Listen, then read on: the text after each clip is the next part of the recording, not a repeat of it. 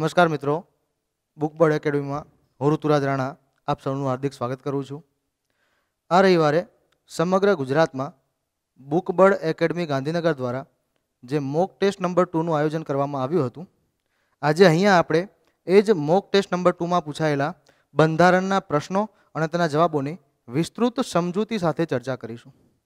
તો શરૂ કરીએ મોક ટેસ્ટ નંબર 2માં પૂછાયેલા બંધારણના પ્રશ્નો અને એના જવાબોની સમજૂતીની।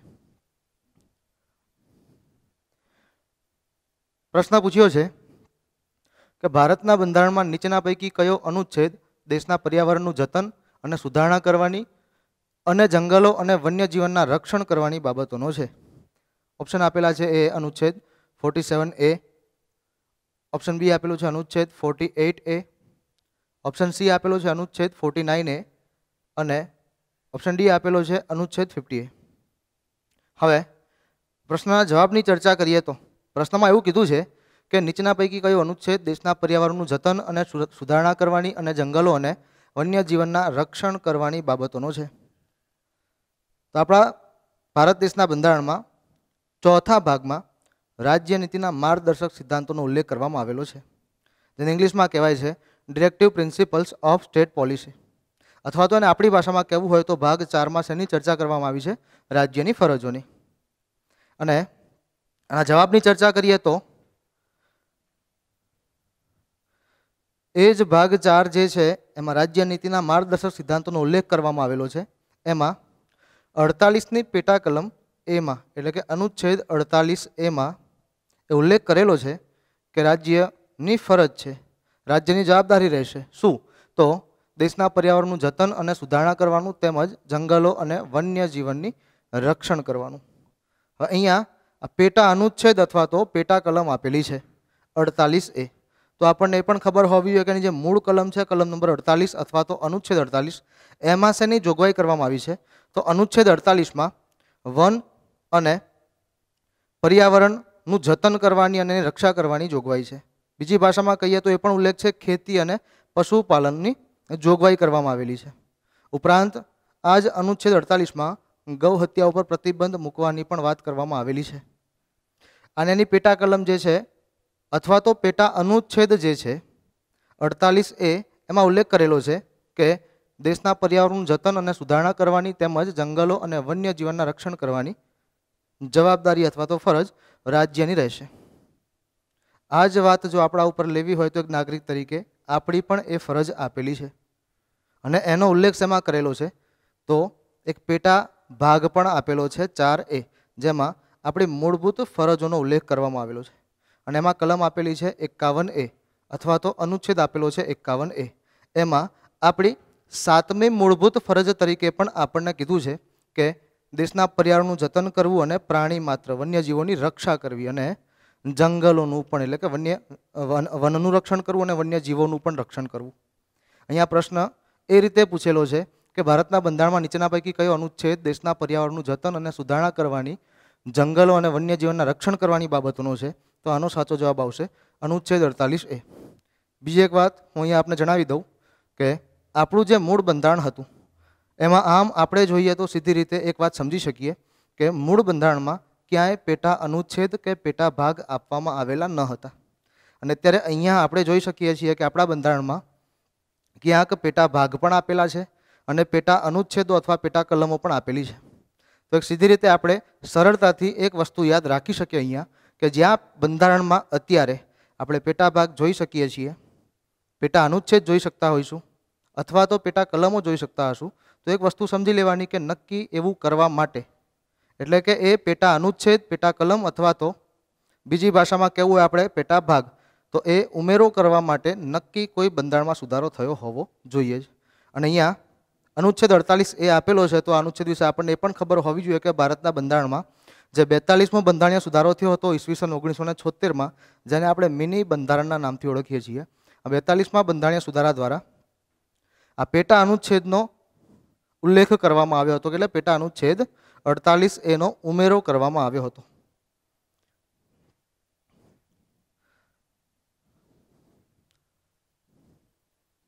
બીજો પ્રશ્ન પૂછ્યો છે કે સમગ્ર દેશમાં એક સરખો દીવાની કાયદો થાય તેમ કરવા માટે રાજ્ય પ્રયત્ન કરશે।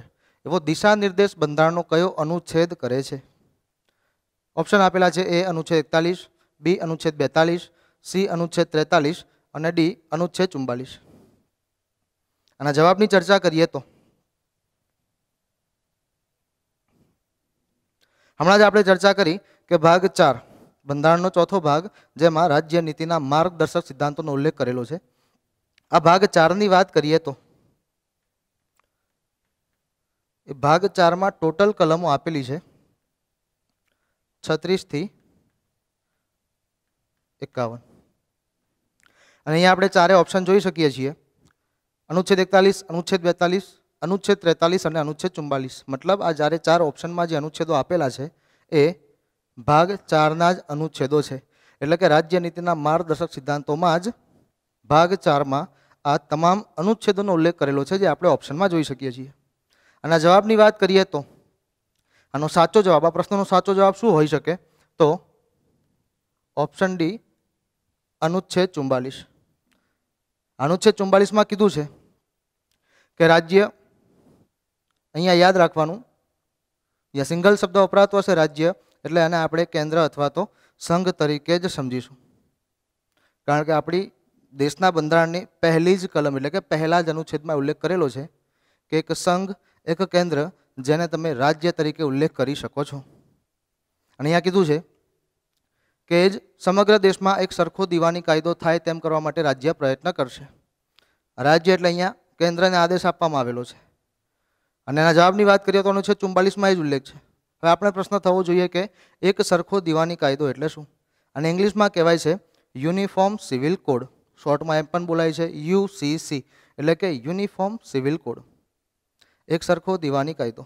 આ શબ્દ કદાચ આપણને સમજવામાં અઘરો લાગતો હોય તો આપણી ભાષામાં આપણે એને સમજી શકીએ છીએ. એક સરખો દીવાની કાયદો, અને આપણી ભાષામાં આપણે કહી શકીએ ધર્મ નિરપેક્ષ કાયદો. મતલબ આપણા દેશમાં સમાન નાગરિક ધારો છે. દેશનો તમામ નાગરિક એક સરખો માનવામાં આવે છે.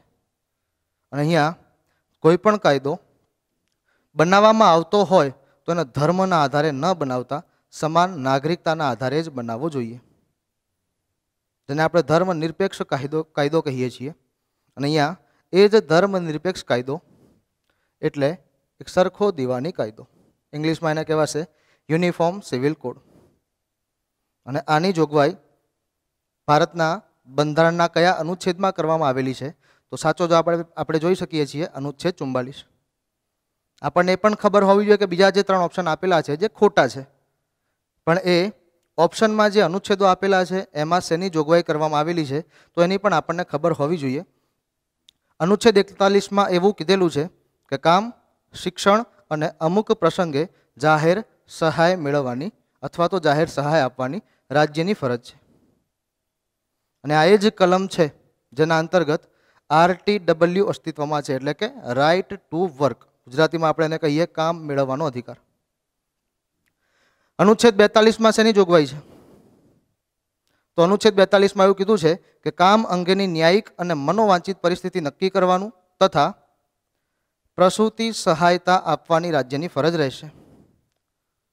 અનુચ્છેદ 43માં શું કીધું છે? તો અનુચ્છેદ 43માં એવો ઉલ્લેખ કરેલો છે કે કામદારો માટે નિર્વાહ અને વેતનની જોગવાઈ કરવામાં આવે. અને અનુચ્છેદ 44માં કીધું છે કે રાજ્ય એ બાબતે પહેલ કરશે, એની ફરજ રહેશે કે સમગ્ર દેશમાં એક સરખો દીવાની કાયદો લાગુ થાય. પણ એવું છે નહીં. અને આપણને એ પણ ખબર હોવી જોઈએ કે અત્યારે આપણા દેશમાં એકમાત્ર એવું રાજ્ય છે કે જ્યાં એક સરખો દીવાની કાયદો એટલે કે યુનિફોર્મ સિવિલ કોડ અથવા તો આપણે આપણી રીતે કહી શકીએ ધર્મ નિરપેક્ષ કાયદો અસ્તિત્વમાં છે. તો દેશનું એવું એકમાત્ર રાજ્ય કયું હશે કે જ્યાં યુનિફોર્મ સિવિલ કોડ એટલે કે એક સરખો દીવાની કાયદો લાગુ છે? તો આપણને ખબર હોવી જોઈએ એ એકમાત્ર રાજ્ય છે ગોવા. આ ગોવા રાજ્યમાં જ એક સરખો દીવાની કાયદો હાલ અમલમાં છે. અને પ્રશ્ન જે રીતે આપેલો છે તો આપણે એનો જવાબ સમજી શકીએ. અહીંયા સાચો જવાબ આવશે ઓપ્શન ડી અનુચ્છેદ 44. એના પછીનો પ્રશ્ન જોઈએ તો પ્રશ્ન આપ્યો છે કે ભારતના બંધારણની જોગવાઈ હેઠળ એટર્ની જનરલનું મહેનતાણું નક્કી કરવાની સત્તા કોની છે? ઓપ્શન આપેલા છે સંસદ, બી વડાપ્રધાન, સી રાષ્ટ્રપતિ અને ડી નાણાં મંત્રાલય. એટર્ની જનરલની વાત કરીએ તો બંધારણની કલમ અથવા તો બંધારણના અનુચ્છેદ 76 મુજબ એટર્ની જનરલના પદની જોગવાઈ છે. આપણા દેશનો સૌપ્રથમ કાયદાકીય અધિકારી કહેવાશે, અથવા તો દેશનો સર્વોચ્ચ કાયદાકીય અધિકારી કહેવાશે એટર્ની જનરલ. એના મહેનતાણાની એટલે કે એના પગારની વાત કરીએ તો, અને જે કોઈ પણ પગાર ચૂકવાતો હશે, શેમાંથી ચૂકવાતો હશે એ પણ આપણને ખબર હોવી જોઈએ. તો એટર્ની જનરલને ચૂકવવામાં આવતો પગાર અથવા તો ચૂકવવામાં આવતું મહેનતાણું દેશની સંચિત નિધિમાંથી ચૂકવવામાં આવે છે. આપણા ભારત દેશના બંધારણના અનુચ્છેદ 266 મુજબ સંચિત નિધિની જોગવાઈ છે. અને આ સંચિત નિધિમાંથી એટર્ની જનરલનું મહેનતાણું ચૂકવવામાં આવશે. એનું મહેનતાણું કેટલું હશે તો એનો ચોક્કસ ઉલ્લેખ કરેલો નથી એના પગારનો, પણ એના પગારમાં એક જોગવાઈ એવી મૂકેલી છે કે જે તે સમયે સુપ્રીમ કોર્ટના ન્યાયાધીશ જેટલો પગાર આ એટર્ની જનરલનો હશે. મતલબ સુપ્રીમ કોર્ટના ન્યાયાધીશને જે પગાર મળતો હશે એ જ પગાર એટર્ની જનરલને આપવામાં આવશે. અને અહીંયા નક્કી આપણને એ બાબત ખબર હોવી જોઈએ કે એના મહેનતાણું નક્કી કરવાની સત્તા કોની પાસે હશે. તો યાદ રાખજો, એટર્ની જનરલનું મહેનતાણું નક્કી કરવાની સત્તા સંસદ પાસે તો હોય જ નહીં. હમણાં જ આપણે સમજીશું કે કેમ ન હોય. વડાપ્રધાન તો જવાબમાં આવશે જ નહીં. આપણને ખબર હોવી જોઈએ કે આ પ્રશ્નનો સાચો જવાબ શું હશે. ઓપ્શન સી એટલે કે રાષ્ટ્રપતિ. એટર્ની જનરલનું મહેનતાણું નક્કી કરવાની સત્તા રાષ્ટ્રપતિ પાસે હોય છે. કેમ એવું છે? સંચિત નિધિમાંથી પગાર ચૂકવવામાં આવતો હોય તો આપણે ક્યાંક એવું સાંભળેલું હશે, અથવા તો આપણા દેશના બંધારણમાં ઉલ્લેખ કરેલો જ છે સંચિત નિધિમાં કે સંચિત નિધિમાંથી ખર્ચ કરવાની સત્તા કોની હોય છે. તો સંચિત નિધિમાંથી ખર્ચ કરવાની સત્તા સંસદની હોય છે. અને આ એટર્ની જનરલનું મહેનતાણું રાષ્ટ્રપતિ કઈ રીતે નક્કી કરી શકતા હશે? તો ભલે સંચિત નિધિમાંથી ચૂકવાય છે, પણ આ સંચિત નિધિમાંથી કરવામાં આવતા ખર્ચ બે પ્રકારે આપેલા છે. અમુક એવા ખર્ચા આપેલા છે સંચિત નિધિમાં કે જેના ઉપર સંસદ મતદાન કરીને એમાં સુધારો વધારો કરી શકે છે. અને અમુક એવા ખર્ચા આપેલા છે જેમાં સંસદ મતદાન કરી શકતું નથી. અને જે ખર્ચાઓમાં સંસદ મતદાન નહીં કરી શકતું હોય એના ઉપર લગામ સીધી કોની આવશે? રાષ્ટ્રપતિની. અને આપણને ખબર હોવી જોઈએ કે કેવા પ્રકારના ખર્ચા છે કે જેના ઉપર સંસદ મતદાન નથી કરી શકતું. તો એ ખર્ચામાં આવશે રાષ્ટ્રપતિનો પગાર, ઉપરાષ્ટ્રપતિનો પગાર, રાજ્યપાલનો પગાર, સુપ્રીમ કોર્ટના મુખ્ય ન્યાયાધીશ, અન્ય ન્યાયાધીશોનો પગાર, આ બધા જ પગાર. ઉપરાંત એટર્ની જનરલ, પછી ઇલેક્શન કમિશનની વાત કરીએ તો ચૂંટણી કમિશનરનો પગાર, મુખ્ય ચૂંટણી કમિશનર હોય કે અન્ય ચૂંટણી કમિશનર હોય, આ તમામના પગાર એવા ખર્ચમાં મૂકેલા છે કે જેના ઉપર સંસદ પોતે મતદાન કરીને એમાં પરિવર્તન નથી લાવી શકતું. એટલે એનું મહેનતાણું નક્કી કરવાની વાત હશે કે એના મહેનતાણામાં વધારો કે ઘટાડો લાવવાની વાત હશે. આ બધી સત્તા કોના હાથમાં આવશે? રાષ્ટ્રપતિના હાથમાં. એટલે આપણે અહીંયા આ પ્રશ્નનો સાચો જવાબ માનશું રાષ્ટ્રપતિ. એટલે કે એટર્ની જનરલનું મહેનતાણું નક્કી કરવાની સત્તા રાષ્ટ્રપતિ પાસે હશે.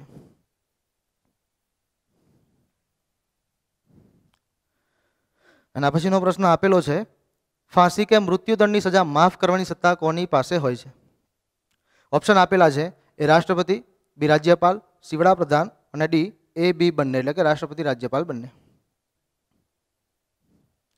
હવે રાષ્ટ્રપતિ અને રાજ્યપાલ આ બંનેના સત્તા અને અધિકારોની વાત કરીએ તો બંધારણની કલમ અથવા તો બંધારણના અનુચ્છેદ એને તમે કલમ પણ કહી શકશો અને આર્ટિકલ પણ કહી શકશો. અનુચ્છેદ એને જ કલમ કહેવાશે અને એને તમે બીજી પણ એક રીતે બોલી શકો છો, આર્ટિકલ. અને બંધારણના અનુચ્છેદ 72 મુજબ રાષ્ટ્રપતિ પાસે સજા માફ કરવાની, સજા મોકૂફ રાખવાની અને સજામાં વધારો કે ઘટાડો કરવાની સત્તા છે. અને આ જ સત્તા રાજ્યમાં અથવા તો રાજ્યમાં થયેલા કોઈ ગુનાના સંદર્ભમાં રાજ્યપાલ પાસે પણ આવશે, પણ ત્યાં કલમ બદલાશે. અનુચ્છેદ 72 મુજબ આપણે વાત કરી રાષ્ટ્રપતિ પાસે સત્તા છે, તો અનુચ્છેદ 161 મુજબ રાજ્યપાલ પાસે સત્તા આવશે. અને એમાં પણ કીધું છે કે બંધારણની કલમ 161 મુજબ એવા અમુક ગુનાઓમાં રાજ્યમાં થનાર એ ગુનાઓમાં સજા માફી, સજા મોકૂફી કે સજામાં વધારો કે ઘટાડો કરવાની સત્તા રાજ્યપાલની હશે. રાજ્યની પરિસ્થિતિની વાત કરેલી છે ત્યારે અહીંયા કેન્દ્રના સંદર્ભમાં કીધું છે. કલમ અથવા તો અનુચ્છેદ 72 મુજબ રાષ્ટ્રપતિ પાસે સત્તા આવશે અને 161 મુજબ રાજ્યપાલ પાસે સત્તા આવશે. પણ જો એ ચોખવટ કરી હોય કે ફાંસી કે મૃત્યુદંડની સજા માફ કરવાની સત્તા કોની પાસે આવશે, તો અહીંયા કલમ નંબર 72માં એવું કીધેલું છે, એટલે કે 72માં અનુચ્છેદમાં એવું કીધું છે કે જો ફાંસી કે મૃત્યુદંડની સજા માફ કરવાની વાત હશે તો એ ફાંસી કે મૃત્યુદંડની સજા માફ કરવાની સત્તા માત્ર ને માત્ર રાષ્ટ્રપતિ પાસે જ રહેશે. આ સત્તા રાજ્યપાલને આપવામાં આવેલી નથી. અને અહીંયા ચોખવટથી પ્રશ્ન પૂછેલો છે કે ફાંસી કે મૃત્યુદંડની સજા માફ કરવાની સત્તા કોની પાસે હોય છે, તો આપણે સાચો જવાબ યાદ રાખીશું. ફાંસી કે મૃત્યુદંડની સજા માફ કરવાની સત્તા માત્ર ને માત્ર રાષ્ટ્રપતિ પાસે જ હશે. એ સત્તા રાજ્યપાલને આપવામાં આવશે નહીં. કારણ કે મોટાભાગે આપણે પરીક્ષામાં જ્યારે આવા પ્રશ્નો પૂછાતા હોય છે ત્યારે શું ભૂલ કરતા હોઈએ છીએ, તો આપણા વાંચવામાં આવેલું હોય આ બંને કલમો કદાચ આપણા ધ્યાનમાં આવી હોય પરીક્ષાની તૈયારી જ્યારે આપણે કરતા હોઈએ ત્યારે, કે આર્ટિકલ 72માં પણ એવું કીધું છે, એટલે કે અનુચ્છેદ 72માં પણ એવું કીધું છે કે સજા માફી, સજા મોકૂફી અને સજામાં વધારો કે ઘટાડો કરવાની સત્તા રાષ્ટ્રપતિની છે. અને અનુચ્છેદ 161માં પણ આપણે રાજ્યપાલના સંદર્ભમાં એવું વાંચેલું હોય કે રાજ્યમાં એવા જો ગુના હોય તો એમાં સજા માફી, સજા મોકૂફી અને સજામાં વધારો કે ઘટાડો કરવાની સત્તા રાજ્યપાલની રહેશે. પણ ફાંસી અને મૃત્યુદંડની જ વાત આવતી હોય કે ફાંસી કે મૃત્યુદંડની સજા માફ કરવાની સત્તા કોની પાસે હશે, તો અહીંયા આપણે સાચો જવાબ લખીશું રાષ્ટ્રપતિ.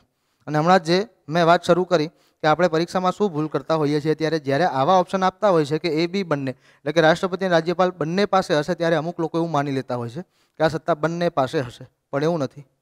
બંને પાસે કઈ સત્તા કોમન છે, તો કેન્દ્રના સંદર્ભમાં અને રાજ્યના સંદર્ભમાં અલગ અલગ વાત કરીએ તો બંને ક્ષેત્રે સજા માફી, સજા મોકૂફી અને સજામાં વધારો કે ઘટાડો કરવાની સત્તા અનુક્રમે રાષ્ટ્રપતિ અને રાજ્યપાલ પાસે આવશે. પણ ફાંસી અને મૃત્યુદંડની જ સજા માફ કરવાની જો વાત કરી હોય તો એ માત્ર ને માત્ર સત્તા કોની પાસે હશે, રાષ્ટ્રપતિ પાસે. એટલે આ પ્રશ્નનો સાચો જવાબ આપણે માનશું ઓપ્શન એ, રાષ્ટ્રપતિ પાસે.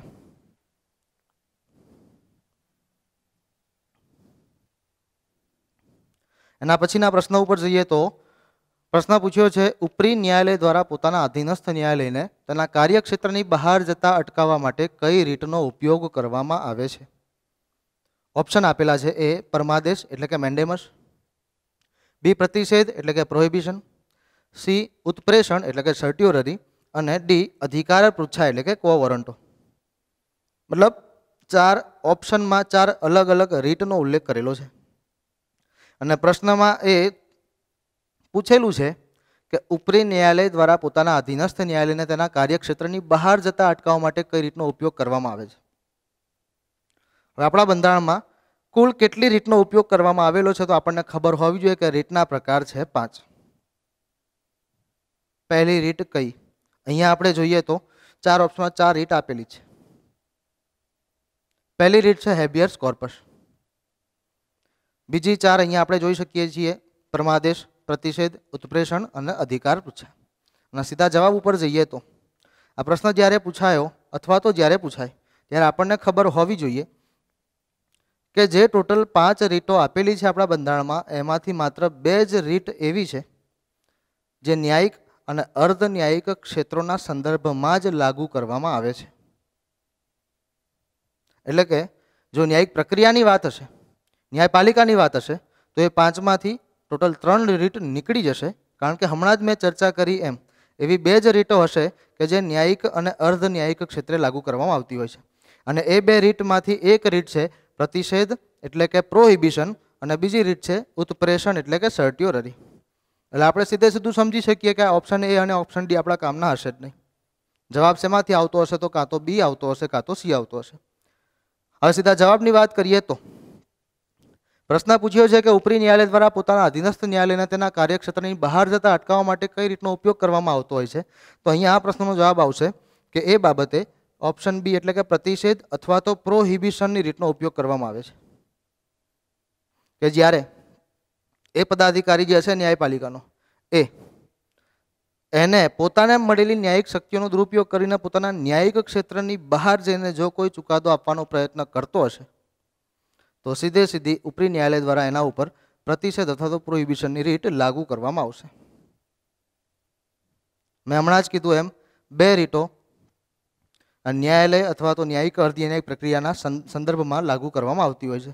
તો આ બંને રીતોમાં શું ડિફરન્સ છે, બંને રીતોમાં ફરક શું છે એ પણ આપણને ખબર હોવી જોઈએ.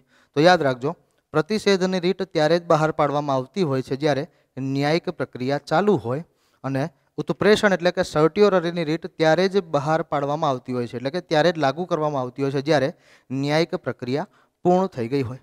મતલબ અહીંયા આપણે એવું સમજી શકીએ કે જો એવું પૂછ્યું હોત અથવા તો એવું કીધું હોય કે ન્યાયાલય દ્વારા પોતાના અધીનસ્થ ન્યાયાલયને તેના કાર્યક્ષેત્રની બહાર જતા અટકાવવા માટે, મતલબ કે જો કોઈ અદાલત પોતાના કાર્યક્ષેત્રની બહાર જઈને ખોટો ચુકાદો આપી દે છે તો ઉત્પ્રેષણની રીત લાગશે, અને જો કોઈ ન્યાયાલય પોતાના કાર્યક્ષેત્રની બહાર જઈને કોઈ ખોટો ચુકાદો આપવા જઈ રહી છે તો એને રોકવા માટે પ્રતિષેધ એટલે કે પ્રોહિબિશનની રીત લાગુ કરવામાં આવશે.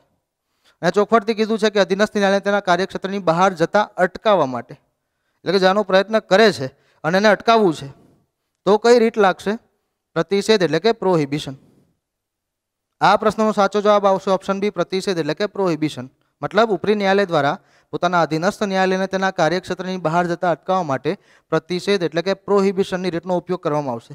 પણ સાથે સાથે આપણે આ ઉત્પ્રેષણનું પણ યાદ રાખવાનું કે જો એ જ અધીનસ્થ ન્યાયાલય જે કોઈ પણ છે એ પોતાના કાર્યક્ષેત્રની બહાર જઈને કોઈ ખોટું ચુકાદો આપી દેશે તેવી પરિસ્થિતિમાં ઉત્પ્રેષણ એટલે કે સર્ટિયોરરીની રીત બહાર પાડવામાં આવશે. અહીંયા સાચો જવાબ છે આ પ્રશ્નનો ઓપ્શન બી, પ્રતિષેધ એટલે કે પ્રોહિબિશન.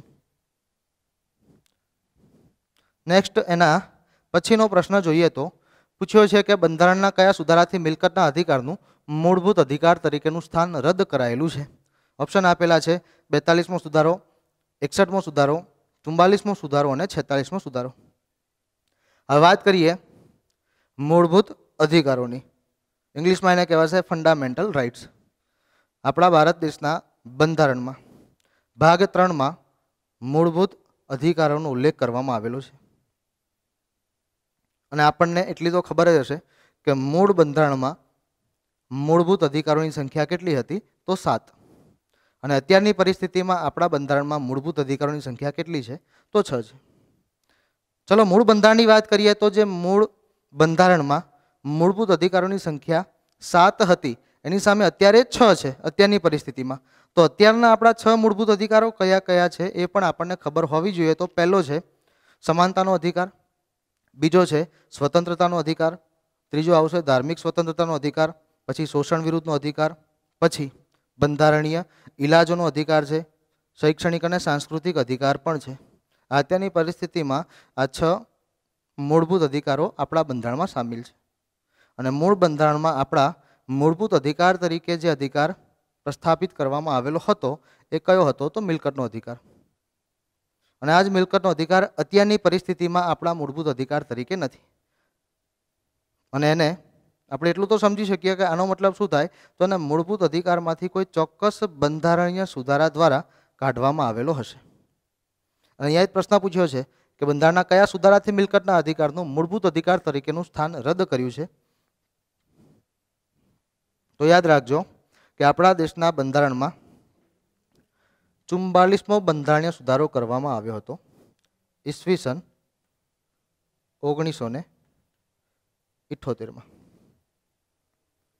હવે વાત કરીએ એના પહેલાંની પરિસ્થિતિની. તો જે તે સમયે મિલકતનો અધિકાર આપણા બંધારણમાં આપણા મૂળભૂત અધિકાર તરીકે હતો ત્યારે તેનું સ્થાન કયા અનુચ્છેદમાં હતું? તો યાદ રાખજો, જે તે સમયે મિલકતનો અધિકાર આપણા મૂળભૂત અધિકાર તરીકે હતો ત્યારે આપણા બંધારણના અનુચ્છેદ 31 મુજબ એનું સ્થાન નક્કી કરવામાં આવ્યું હતું. એટલે કે મૂળ બંધારણમાં અનુચ્છેદ 31 અંતર્ગત મિલકતનો અધિકાર એ આપણા મૂળભૂત અધિકાર તરીકે હતો. પણ અહીંયા એવું કીધું છે કે 44મા બંધારણીય સુધારા દ્વારા 1978માં જે 44મો બંધારણીય સુધારો કર્યો એના દ્વારા આપણે મિલકતના અધિકારનું સ્થાન મૂળભૂત અધિકાર તરીકે રદ કર્યું. તો સાથે સાથે આપણે એ પણ સમજી શકીએ કે એની જ સાથે કઈ કલમ રદ થઈ હશે, કયો અનુચ્છેદ રદ થયો હશે? તો અનુચ્છેદ 31 આ રદ થયો હશે. કયા સુધારા દ્વારા? તો 44મા સુધારા દ્વારા. 44મો બંધારણીય સુધારો કયા વર્ષે થયો? તો 1978માં. અને જો કોઈ એવું પૂછી લે કે એ સમયે કોની સરકાર હતી? તો યાદ રાખજો, એ સમયે સરકાર હતી મોરારજી દેસાઈની. અને અહીંયા કીધું છે કે 31મો અનુચ્છેદ આપણે રદ કર્યો. મિલકતના અધિકારનું જે સ્થાન હતું અનુચ્છેદ 31માં આપણે રદ કર્યું. 44માં બંધારણ સુધારા 1978 અંતર્ગત. તો આપણને એ પણ ખબર હોવી જોઈએ કે અત્યારની પરિસ્થિતિમાં એ મિલકતના અધિકારનું શું સ્થાન હશે. તો યાદ રાખજો, જ્યારે આપણે 44મો બંધારણ સુધારો 1978માં કર્યો અને એ સુધારા અંતર્ગત આપણે મિલકતના અધિકારને મૂળભૂત અધિકાર તરીકે રદ કર્યો, એવો તાત્કાલિક એને કાયદાકીય અધિકાર તરીકે મૂકવામાં આવ્યો હતો. એટલે કે હાલની પરિસ્થિતિમાં મિલકતનો અધિકાર એ આપણો કયા પ્રકારનો અધિકાર હશે? તો મૂળભૂત નહીં, કાયદાકીય અધિકાર હશે.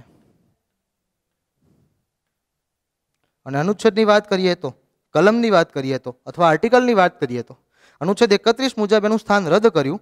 તો આ કલમ રદ થઈ 31મી એટલે નવી કલમ, નવો અનુચ્છેદ જન્મ લેશે. અને મેં પહેલા જ કીધું હતું કે બંધારણમાં જે મૂળ બંધારણની વાત કરીએ ત્યાં કોઈ પેટા અનુચ્છેદ હતો જ નહીં.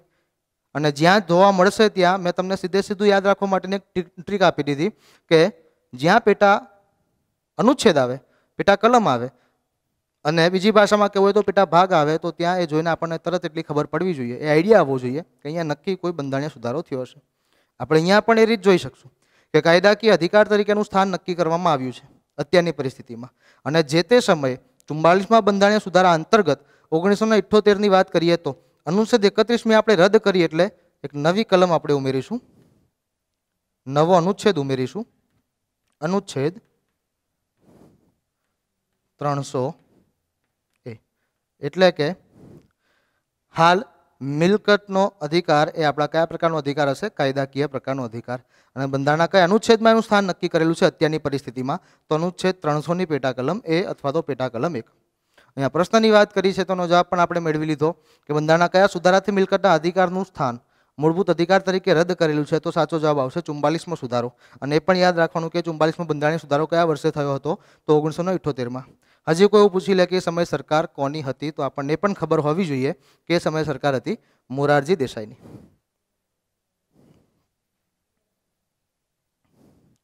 એના પછીના પ્રશ્નની વાત કરીએ તો પ્રશ્ન પૂછ્યો છે બંધારણના કયા અનુચ્છેદમાં કાયદાની સમજૂતી દર્શાવવામાં આવી છે? 4 ઓપ્શન આપેલા છે. એ અનુચ્છેદ 13, પછી બીમાં કીધું છે અનુચ્છેદ 14, સીમાં છે અનુચ્છેદ 15 અને ડીમાં છે અનુચ્છેદ 12. વાત કરીએ હવે જવાબની. તો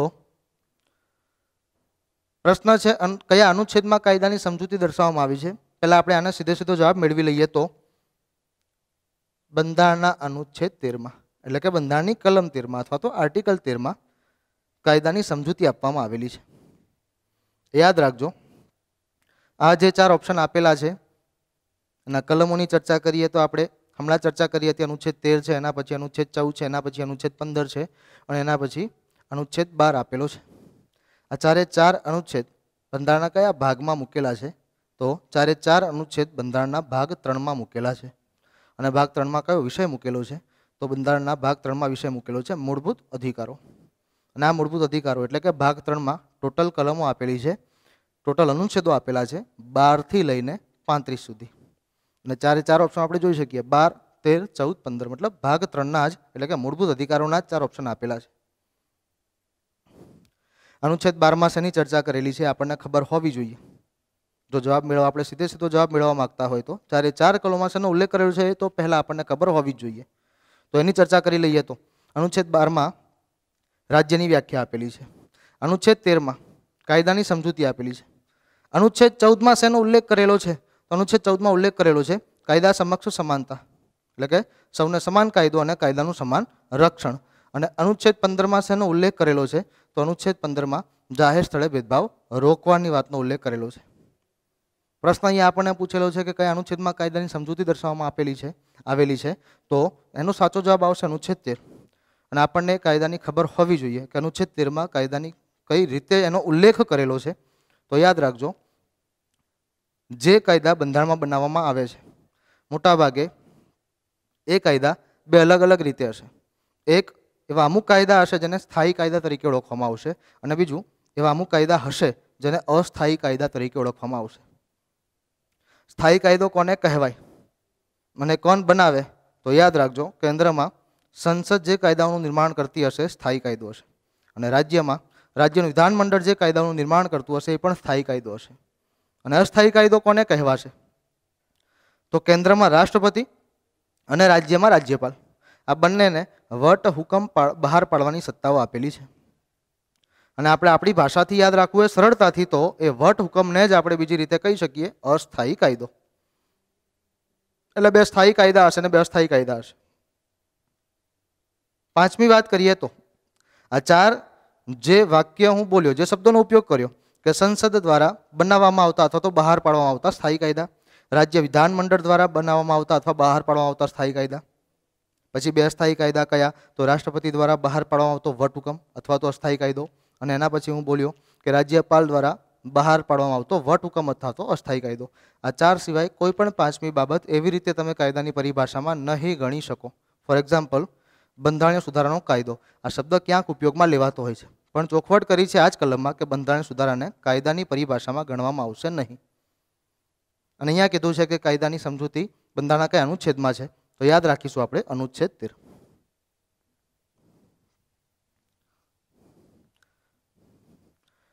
એના પછી પ્રશ્ન છે, બંધારણના કયા અનુચ્છેદ મુજબ રાષ્ટ્રપતિ બંને ગૃહની સંયુક્ત બેઠક બોલાવવાની સત્તા ધરાવે છે? ઓપ્શન આપેલા છે 111, બીમાં કીધું છે અનુચ્છેદ 85, સીમાં છે અનુચ્છેદ 108 અને ડીમાં છે અનુચ્છેદ 112. બંને ગૃહની સંયુક્ત બેઠક બોલાવી. આમ જોવા જઈએ તો આ સત્તા અહીંયા ચોખવટથી કીધેલું છે કે રાષ્ટ્રપતિની છે. રાષ્ટ્રપતિને સત્તા મળેલી હશે તો જ રાષ્ટ્રપતિ બંને ગૃહની સંયુક્ત બેઠક બોલાવી શકે છે. અને પ્રશ્ન પૂછ્યો છે કે બંધારણના કયા અનુચ્છેદ મુજબ રાષ્ટ્રપતિ બંને ગૃહની સંયુક્ત બેઠક બોલાવી શકે છે? તો આ પ્રશ્નનો સાચો જવાબ આવશે કે રાષ્ટ્રપતિ બંધારણના અનુચ્છેદ 108 મુજબ સંસદના બંને ગૃહની સંયુક્ત બેઠક બોલાવવાની સત્તા ધરાવે છે. અને પરિસ્થિતિ પણ આપણને ખબર હોવી જોઈએ કે એવી કઈ પરિસ્થિતિમાં રાષ્ટ્રપતિ અનુચ્છેદ 108 નો ઉપયોગ કરી શકે છે. એટલે કે કઈ પરિસ્થિતિમાં રાષ્ટ્રપતિ બંને ગૃહની સંયુક્ત બેઠક બોલાવી શકે છે? તો યાદ રાખજો, ઓર્ડિનરી બિલ, જેને આપણે બંધારણની રીતે ગુજરાતી ભાષામાં કહી શકીશું સામાન્ય ખરડો અથવા તો સામાન્ય વિધેયક. આ વિધેયક જ્યારે બંને ગૃહમાંથી પસાર કરવાની વાત આવતી હોય છે ત્યારે પ્રથમ ગૃહ જો એને પસાર કરીને બીજા ગૃહમાં મોકલશે, અને જો આ બીજું ગૃહ એ ખરડાને મંજૂરી નહીં આપે, જો આ બીજું ગૃહ એ ખરડાને મંજૂર નહીં કરે, જો આ જ બીજું ગૃહ એ ખરડાને 6 મહિનાથી વધુ સમયગાળા સુધી રોકી રાખશે, તો તેવી પરિસ્થિતિમાં રાષ્ટ્રપતિ બંને ગૃહને ભેગા કરશે. અને સંસદના બે ગૃહ છે, એક લોકસભા અને બીજું રાજ્યસભા. તો એ અમુક જે ઓર્ડિનરી બિલ છે, સામાન્ય ખરડાઓ, એને પસાર કરવાની વાત આવશે ત્યારે એવી પરિસ્થિતિમાં જો એ પરિસ્થિતિનું નિર્માણ થઈ શકે છે કે બીજું ગૃહ એને 6 મહિના સુધી રોકી રાખે, એ પરિસ્થિતિનું નિર્માણ પણ થઈ શકે છે કે બીજું ગૃહ એને પસાર ન થવા દે, એટલે કે મંજૂર ન કરે. તો જ્યારે આવી પરિસ્થિતિનું નિર્માણ થાય ત્યારે એવી જ પરિસ્થિતિમાં રાષ્ટ્રપતિ બંધારણના અનુચ્છેદ 108 નો ઉપયોગ કરશે, અને એ જ અનુચ્છેદ 108 નો ઉપયોગ કરીને બંને ગૃહને ભેગા કરીને સમજાવવાનો પ્રયત્ન કરશે અને એ ખરડાને પસાર કરાવવાનો પ્રયત્ન કરશે. ખરડો કયો હશે? તો સામાન્ય ખરડો હશે. એ બિલ કયું હશે? તો ખરડાને જ ઇંગ્લિશમાં બિલ કહેવાય, અને આ જ સામાન્ય ખરડાને આપણે ઇંગ્લિશમાં કહેશું ઓર્ડિનરી બિલ. અને જો બીજું ગૃહ એને રોકી રાખશે, મંજૂરી નહીં આપે, અને 6 મહિના કરતાં વધારે સમયગાળો નીકળી જશે, તો જ તેવી પરિસ્થિતિમાં રાષ્ટ્રપતિ બંધારણના અનુચ્છેદ 108 નો ઉપયોગ કરશે, અને આ જ અનુચ્છેદ 108 નો ઉપયોગ કરીને બંને ગૃહ ભેગા કરશે, એટલે કે બંને ગૃહની સંયુક્ત બેઠક બોલાવશે અને સમજાવવાનો પ્રયત્ન કરશે અને ખરડાને પસાર કરવાનો પ્રયત્ન કરશે. અને અહીંયા જે પ્રશ્ન પૂછ્યો છે કે કયા અનુચ્છેદ મુજબ રાષ્ટ્રપતિ બંને ગૃહની સંયુક્ત બેઠક બોલાવવાની સત્તા ધરાવે છે, તો સાચો જવાબ આપણે અહીંયા લખીશું અનુચ્છેદ 108.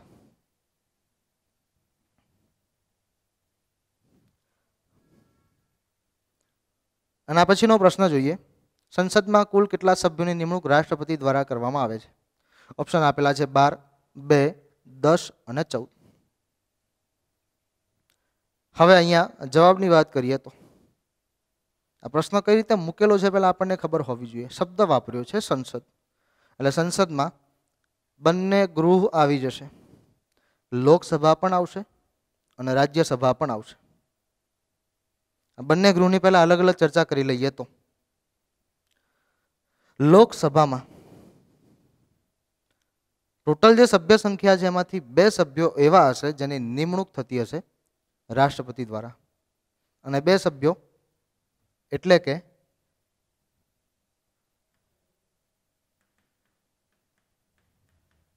Anglo Indian.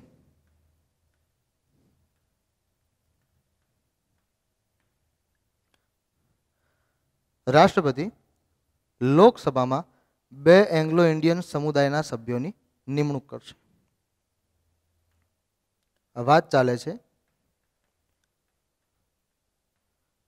લોકસભાની.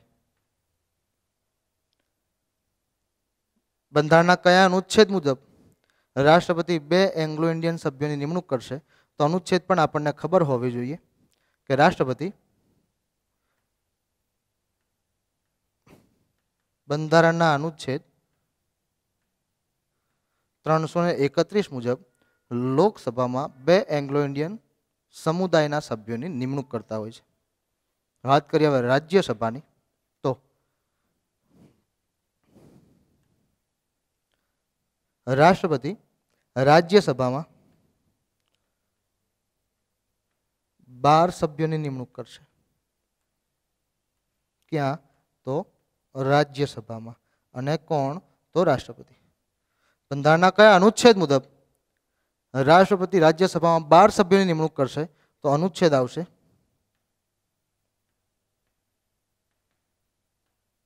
80.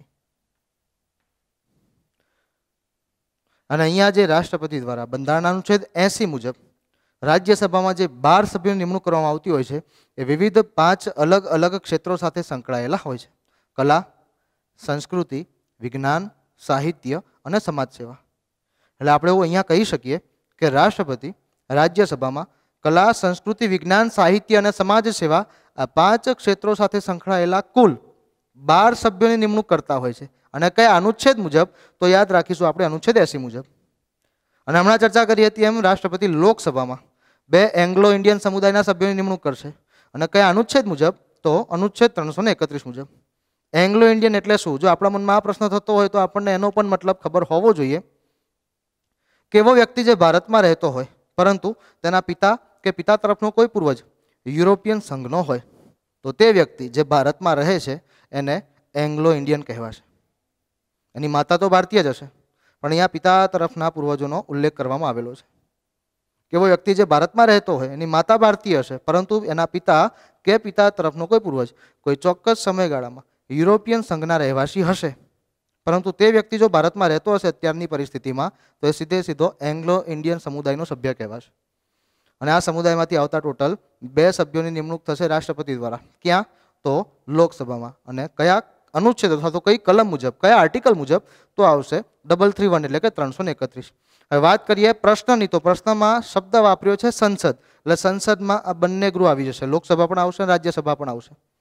જો એવું પૂછે કે રાજ્યસભામાં કેટલા સભ્યોની નિમણૂક થાય છે રાષ્ટ્રપતિ દ્વારા, તો આપણે બોલી શકીએ 12. જો એવું પૂછે કે લોકસભામાં કેટલા સભ્યોની નિમણૂક થાય છે રાષ્ટ્રપતિ દ્વારા, તો આપણે બોલી શકીએ 2. પણ અહીંયા વાત છે સંસદની, તો સંસદમાં બંને ગૃહ આપણે ભેગા કરવા પડશે. લોકસભા પણ સંસદમાં આવી જશે અને રાજ્યસભા પણ સંસદમાં આવી જશે.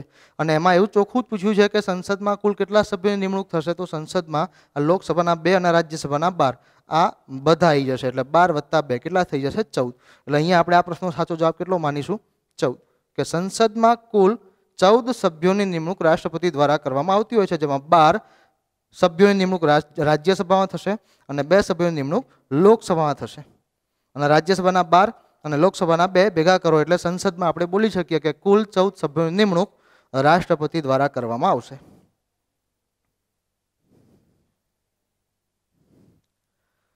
અને પછીનો પ્રશ્ન જોઈએ તો પૂછ્યું છે એકલ નાગરિકતાની વ્યાખ્યા બંધારણના કયા અનુચ્છેદમાં દર્શાવવામાં આવી છે? જવાબ ઓપ્શનની વાત કરીએ તો ઓપ્શન આપેલા છે અનુચ્છેદ 7, બી અનુચ્છેદ 8, સી અનુચ્છેદ 9 અને ડી અનુચ્છેદ 10. એકલ નાગરિકતા, સિંગલ સિટીઝનશીપ, આ વિષય આપણે બ્રિટન દેશના બંધારણમાંથી લીધો છે. એટલે કે એકલ નાગરિકતાનો બંધારણીય સ્ત્રોત કયો છે? બ્રિટન.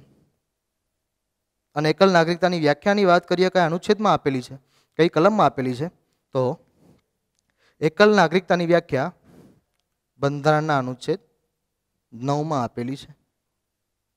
શું કીધું છે અનુચ્છેદ 9 માં? તો અનુચ્છેદ 9 માં એવું કીધેલું છે, એટલે કે બંધારણની કલમ નંબર 9 આર્ટિકલ 9 માં એવું કીધેલું છે કે જો કોઈ ભારતીય વ્યક્તિ બીજા કોઈ દેશની નાગરિકતાનો સ્વીકાર કરશે તો તેની ભારતીય તરીકેની નાગરિકતા આપોઆપ રદ કરવામાં આવશે, એટલે કે આપોઆપ રદ ગણાશે. એટલે કે તમે ભારતીય છો અને બીજા કોઈ દેશમાં વસવાટ કરીને એ દેશની નાગરિકતાનો સ્વીકાર કરવા જાઓ છો તો તમારે એ દેશની નાગરિકતાનો સ્વીકાર કરતા પહેલા ભારત દેશની નાગરિકતા છોડવી પડશે.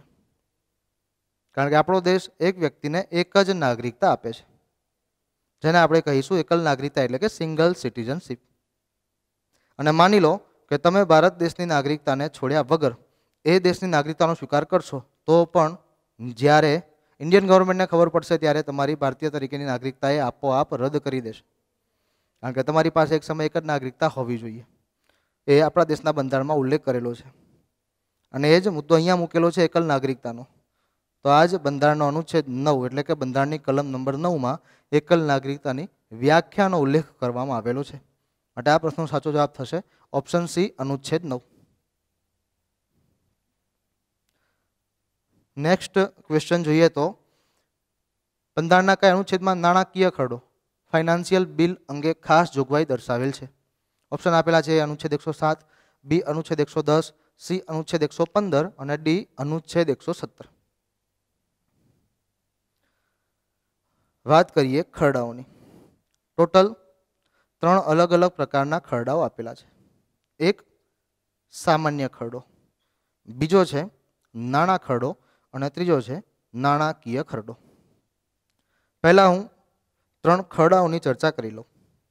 અહીંયા આપણે પહેલા 3 ખરડાઓ જોઈ લઈએ, પછી આપણે જવાબ તરફ જશું. એક છે સામાન્ય ખરડો.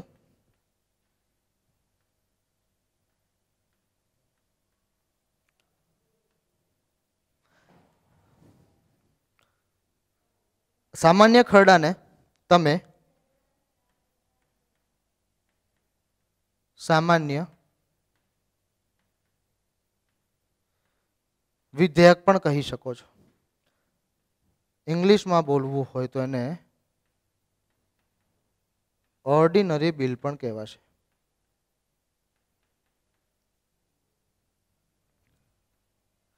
બીજો છે નાણાં ખરડો. વિધેયકની પરિભાષામાં બોલવું હોય તો તમે આ નાણાં ખરડાને ધન વિધેયક બોલી શકો છો. એટલે કે નાણાં ખરડો એ જ ધન વિધેયક. ઇંગ્લિશમાં એને કહેવાશે મની બિલ.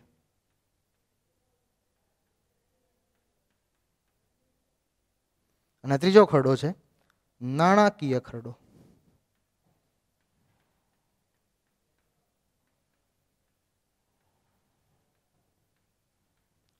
આ નાણાકીય ખરડાને વિધેયકની પરિભાષામાં બોલવું હોય તો એને શું કહેવાશે? વિત્ત વિધેયક.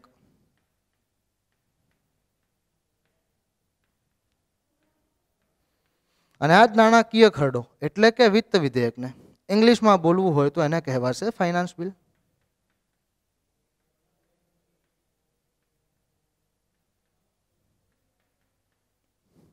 મતલબ સામાન્ય ખરડો એ જ સામાન્ય વિધેયક અને એને જ ઇંગ્લિશમાં કહેવાશે ઓર્ડિનરી બિલ.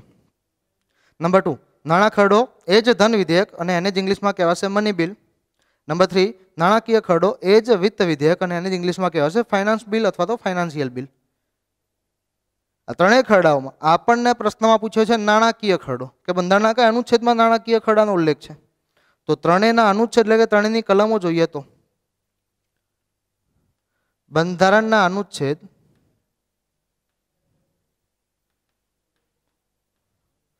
107 સામાન્ય ખરડો એટલે કે સામાન્ય વિધેયક અથવા તો ઓર્ડિનરી બિલની જોગવાઈ કરેલી છે.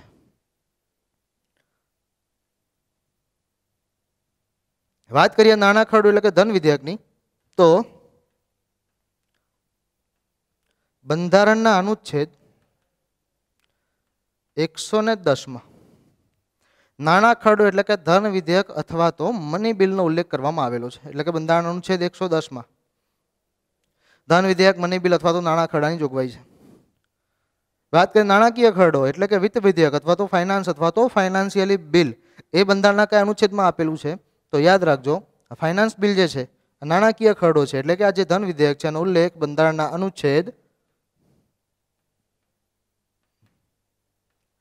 117 કરવામાં આવેલો છે. હવે આ અનુચ્છેદ આપણે જવાબમાં ઓપ્શનમાં ગોતવો હોય તો ઓપ્શન ડી અનુચ્છેદ 117 નો ઉલ્લેખ કરેલો છે. અને પ્રશ્ન અહીંયા આપણને જ પૂછેલો છે કે બંધારણના કયા અનુચ્છેદમાં નાણાકીય ખરડા અંગેની ખાસ જોગવાઈ દર્શાવેલ છે? તો અહીંયા આ પ્રશ્નનો સાચો જવાબ આપણે લખીશું અનુચ્છેદ 117. આ સમાનાર્થી શબ્દો આપણને ખબર હોવા જોઈએ, કારણ કે જો પ્રશ્ન આપણને કદાચ કોઈ પરીક્ષામાં એ રીતે પૂછી શકે કે બંધારણના કયા અનુચ્છેદમાં વિત્ત વિધેયક અંગેની ખાસ જોગવાઈ કરવામાં આવેલી છે, તો આપણને ખબર હોવી જોઈએ કે નાણાકીય ખરડો એ જ વિત્ત વિધેયક અને એને જ ઇંગ્લિશમાં કહેવાશે ફાઇનાન્શિયલી બિલ. એ જ રીતે અહીંયા પણ એ ડિફિકલ્ટીના રૂપમાં પૂછી શકાય છે કે નાણાં ખરડો, ક્યાંક એવો ઉલ્લેખ કરી દે ધન વિધેયક, તો આપણને ખબર હોવી જોઈએ કે નાણાં ખરડો એ જ ધન વિધેયક છે અને એને જ ઇંગ્લિશમાં મની બિલ કહેવાશે. સેમ વસ્તુ ત્યાં છે સામાન્ય ખરડો, સામાન્ય વિધેયક, એને જ ઇંગ્લિશમાં શું કહીશું આપણે? Ordinary bill. આ પ્રશ્નનો સાચો જવાબ. અહીંયા પ્રશ્ન પૂછ્યો છે કયા અનુચ્છેદમાં નાણાકીય ખરડો એટલે કે ફાઇનાન્શિયલ બિલ અંગેની જોગવાઈ છે, તો યાદ રાખવાનું જવાબ આવશે સાચો કયો? અનુચ્છેદ 107, એટલે કે ઓપ્શન ડી માં જે ઉલ્લેખ છે આપણો સાચો જવાબ છે.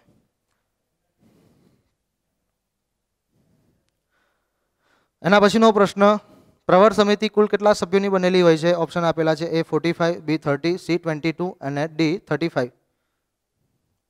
પ્રવર સમિતિ આ એક સંસદીય સમિતિ છે જેનું કાર્ય શું છે તો આપણને ખબર હોવી જોઈએ. આ એક એવી સમિતિ છે જેનું કાર્ય કાયદા ઉપર વિચાર વિમર્શ કરવાનું રહેશે. અને આ પ્રવર સમિતિ, અહીંયા પ્રશ્નમાં આપણને એના સભ્યોની વાત પૂછવામાં આવેલી છે કે પ્રવર સમિતિમાં કુલ કેટલા સભ્યો હોઈ શકે છે, એટલે કે પ્રવર સમિતિ કુલ કેટલા સભ્યોની બનેલી હશે? તો યાદ રાખજો, અહીંયા બે અલગ અલગ રીતે સભ્ય સંખ્યા બતાવેલી છે. આપણા દેશના બંધારણમાં ખરડાઓમાં ઉલ્લેખ કરેલો છે કે જો કોઈ ઓર્ડિનરી બિલ હશે, એટલે કે સામાન્ય વિધેયક હશે, સામાન્ય ખરડો હશે, અને પસાર કરવાની પ્રોસેસની વાત કરીએ તો જ્યારે લોકસભામાં રજૂ કરવામાં આવશે, ત્યાંથી પસાર કરીને રાજ્યસભામાં રજૂ કરવામાં આવશે અને ત્યાંથી પસાર થશે, એટલે કે લોકસભા અને રાજ્યસભા બંનેમાંથી પસાર થશે, ત્યારબાદ એને રાષ્ટ્રપતિની અનુમતિ માટે મોકલી આપવામાં આવશે. અને રાષ્ટ્રપતિ અનુમતિ આપશે, રાષ્ટ્રપતિ પોતાની મહોર મારશે, એટલે એ ઓર્ડિનરી બિલ સીધે સીધું આપણા દેશમાં કાયદો બનીને લાગુ થશે. અને આ જ ઓર્ડિનરી બિલ, સામાન્ય વિધેયક જ્યારે ગૃહમાં રજૂ કરવામાં આવે છે ત્યારે માની લો શરૂઆત આપણે લોકસભાથી કરીએ તો જ્યારે ઓર્ડિનરી બિલ લોકસભામાં રજૂ કરવામાં આવશે ત્યારે લોકસભામાં ચર્ચા દરમિયાન એને એ જે બિલ હશે પ્રવર સમિતિને મોકલી આપવામાં આવશે અને પ્રવર સમિતિ એ બિલ ઉપર હવે વિચાર વિમર્શ શરૂ કરશે, કારણ કે આનું જ કામ છે કાયદા ઉપર વિચાર વિમર્શ કરવાનું. અને એ જ બિલ ઉપર વિચાર વિમર્શ કરીને એમાં જરૂરી જે કોઈ પણ પરિવર્તન લાવવાના હશે, જે કંઈ પણ સલાહ સૂચન હશે, એ બધું જ એટેચમેન્ટ કરીને પાછું ગૃહમાં મોકલી આપશે, એટલે કે પોતાનો રિપોર્ટ એ ગૃહમાં રજૂ કરશે.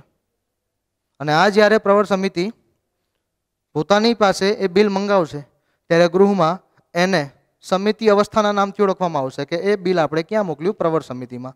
અને પ્રવર સમિતિ જ્યારે એ બિલ ઉપર હવે વિચાર વિમર્શ કરવાનું શરૂ કરશે અને એના ઉપરથી જે પોતાનો રિપોર્ટ તૈયાર કરીને ગૃહની અંદર મોકલશે ત્યારે એ અવસ્થા રિપોર્ટ અવસ્થા શરૂ થશે. અને આ પ્રવર સમિતિના સભ્યોની વાત કરી છે તો આપણે યાદ રાખીશું કે લોકસભા અને રાજ્યસભા આ બંને ગૃહની ભેગી કોમન એક જ પ્રવર સમિતિ હોય, એટલે કે બંનેની એક જ કોમન સમિતિ હોય પ્રવર સમિતિ, તો એની કુલ સભ્ય સંખ્યા હશે 45,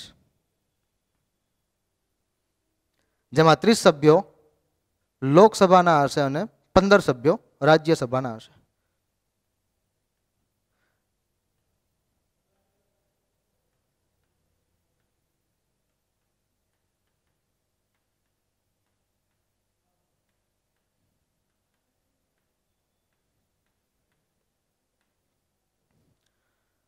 મતલબ જે પ્રવર સમિતિ છે એ લોકસભા અને રાજ્યસભા બંનેની ભેગી એક કોમન પ્રવર સમિતિ હશે તો એની કુલ સભ્ય સંખ્યા હશે 45, જેમાં લોકસભાના કેટલા સભ્યો હશે? 30, અને રાજ્યસભાના કેટલા સભ્યો હશે? તો 15. અને લોકસભાના 30 અને રાજ્યસભાના 15, આ ભેગા મળીને કુલ આંકડો થશે 30 + 15 એટલે કે 45 નો. ચલો એવું માની લઈએ કે લોકસભાની પોતાની પ્રવર સમિતિ છે અને રાજ્યસભાની અલગથી પોતાની પ્રવર સમિતિ છે, તો અહીંયા યાદ રાખવાનું જો આવી પરિસ્થિતિનું નિર્માણ થાય છે કે લોકસભાની પોતાની પ્રવર સમિતિ છે અને રાજ્યસભાની પોતાની પ્રવર સમિતિ છે, તો બંને ગૃહની પોતપોતાની પ્રવર સમિતિમાં કુલ સભ્યો 30-30 હશે. એટલે કે લોકસભાની પ્રવર સમિતિમાં કુલ સભ્યો લોકસભાના 30 હશે અને રાજ્યસભાની પ્રવર સમિતિમાં કુલ રાજ્યસભાના 30 સભ્યો હશે. પણ અહીંયા એવો કોઈ અલગથી ઉલ્લેખ નથી કરેલો, કોમનલી શબ્દ વાપર્યો છે પ્રવર સમિતિ કુલ કેટલા સભ્યોની બનેલી હોય. તો અહીંયા ફરજિયાત આપણે યાદ રાખીશું કે પ્રવર સમિતિ કુલ 45 સભ્યોની બનેલી હશે, જેમાં સભ્યોના વિભાજનની વાત કરીએ તો લોકસભાના 30 સભ્યો હશે એ 45માંથી, અને બાકીના જે 15 છે એ રાજ્યસભાના હશે. આ લોકસભાના 30 અને રાજ્યસભાના 15 એમ ભેગા મળીને કુલ પ્રવર સમિતિની સભ્ય સંખ્યા થશે 45. એટલે આ પ્રશ્નનો સાચો જવાબ આવશે ઓપ્શન એ 45.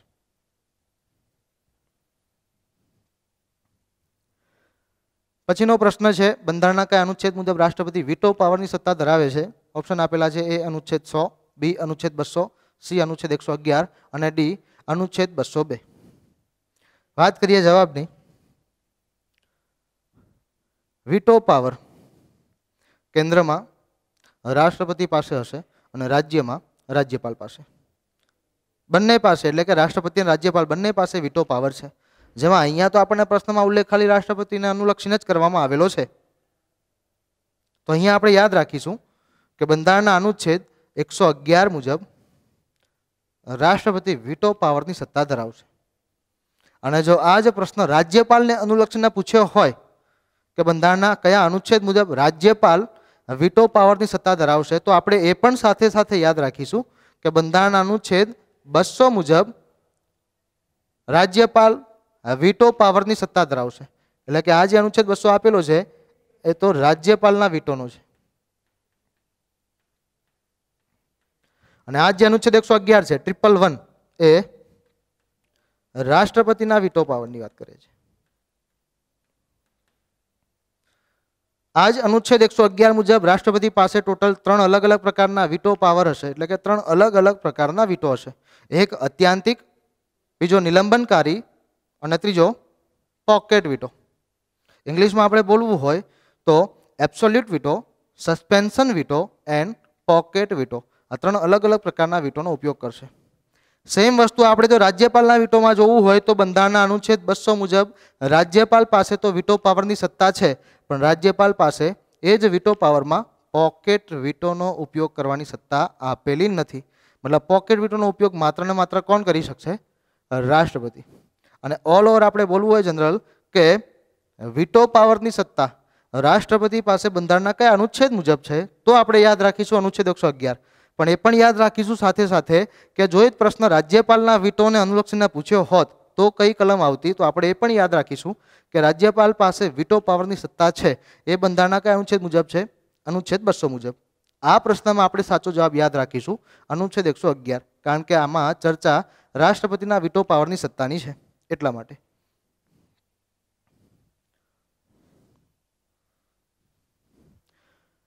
એના પછી ચર્ચા કરીએ તો પ્રશ્ન છે, સંસદની કઈ સમિતિને ત્રીજા ગૃહનો દરજ્જો આપવામાં આવ્યો છે?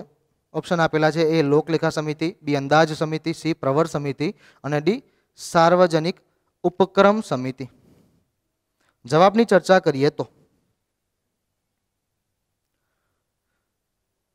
પ્રશ્નમાં આપ્યું છે સંસદની કઈ સમિતિને ત્રીજા ગૃહનો દરજ્જો આપવામાં આવેલો છે. તો આપણે યાદ રાખીશું આપણા બંધારણમાં જેટલી પણ સંસદીય સમિતિઓ આપેલી છે એમાં સૌથી મોટામાં મોટી સંસદીય સમિતિ એક જ છે, અને એ સંસદીય સમિતિનું નામ છે અંદાજ સમિતિ, જેમાં કુલ સભ્ય સંખ્યા 30 આપેલી છે. આ સમિતિની મુદત 1 વર્ષની હોય છે અને સભ્યોની નિમણૂક લોકસભા દ્વારા કરવામાં આવતી હોય છે. આ સમિતિનું કાર્ય શું હોય છે? તો અંદાજપત્ર જે છે જેને આપણે કહીશું બજેટ અથવા તો વાર્ષિક નાણાકીય પત્રક, એના સંદર્ભમાં માહિતીઓ એકત્રિત કરવાનું અને જરૂરી કરકસરના પગલાં લેવાના સૂચન કરવાની જે કોઈ પણ બાબતો હશે ને એ અંદાજ સમિતિના હસ્તક હશે. એટલે કે એમાં કરકસરના પગલાં લેવાના સૂચનો પણ અંદાજ સમિતિ કરશે અને અંદાજપત્ર વિશે માહિતીઓ એકત્ર કરવાનું કામ પણ અંદાજ સમિતિ જ કરશે. આપણે એ પણ યાદ રાખીશું આ જે અંદાજ સમિતિ જે છે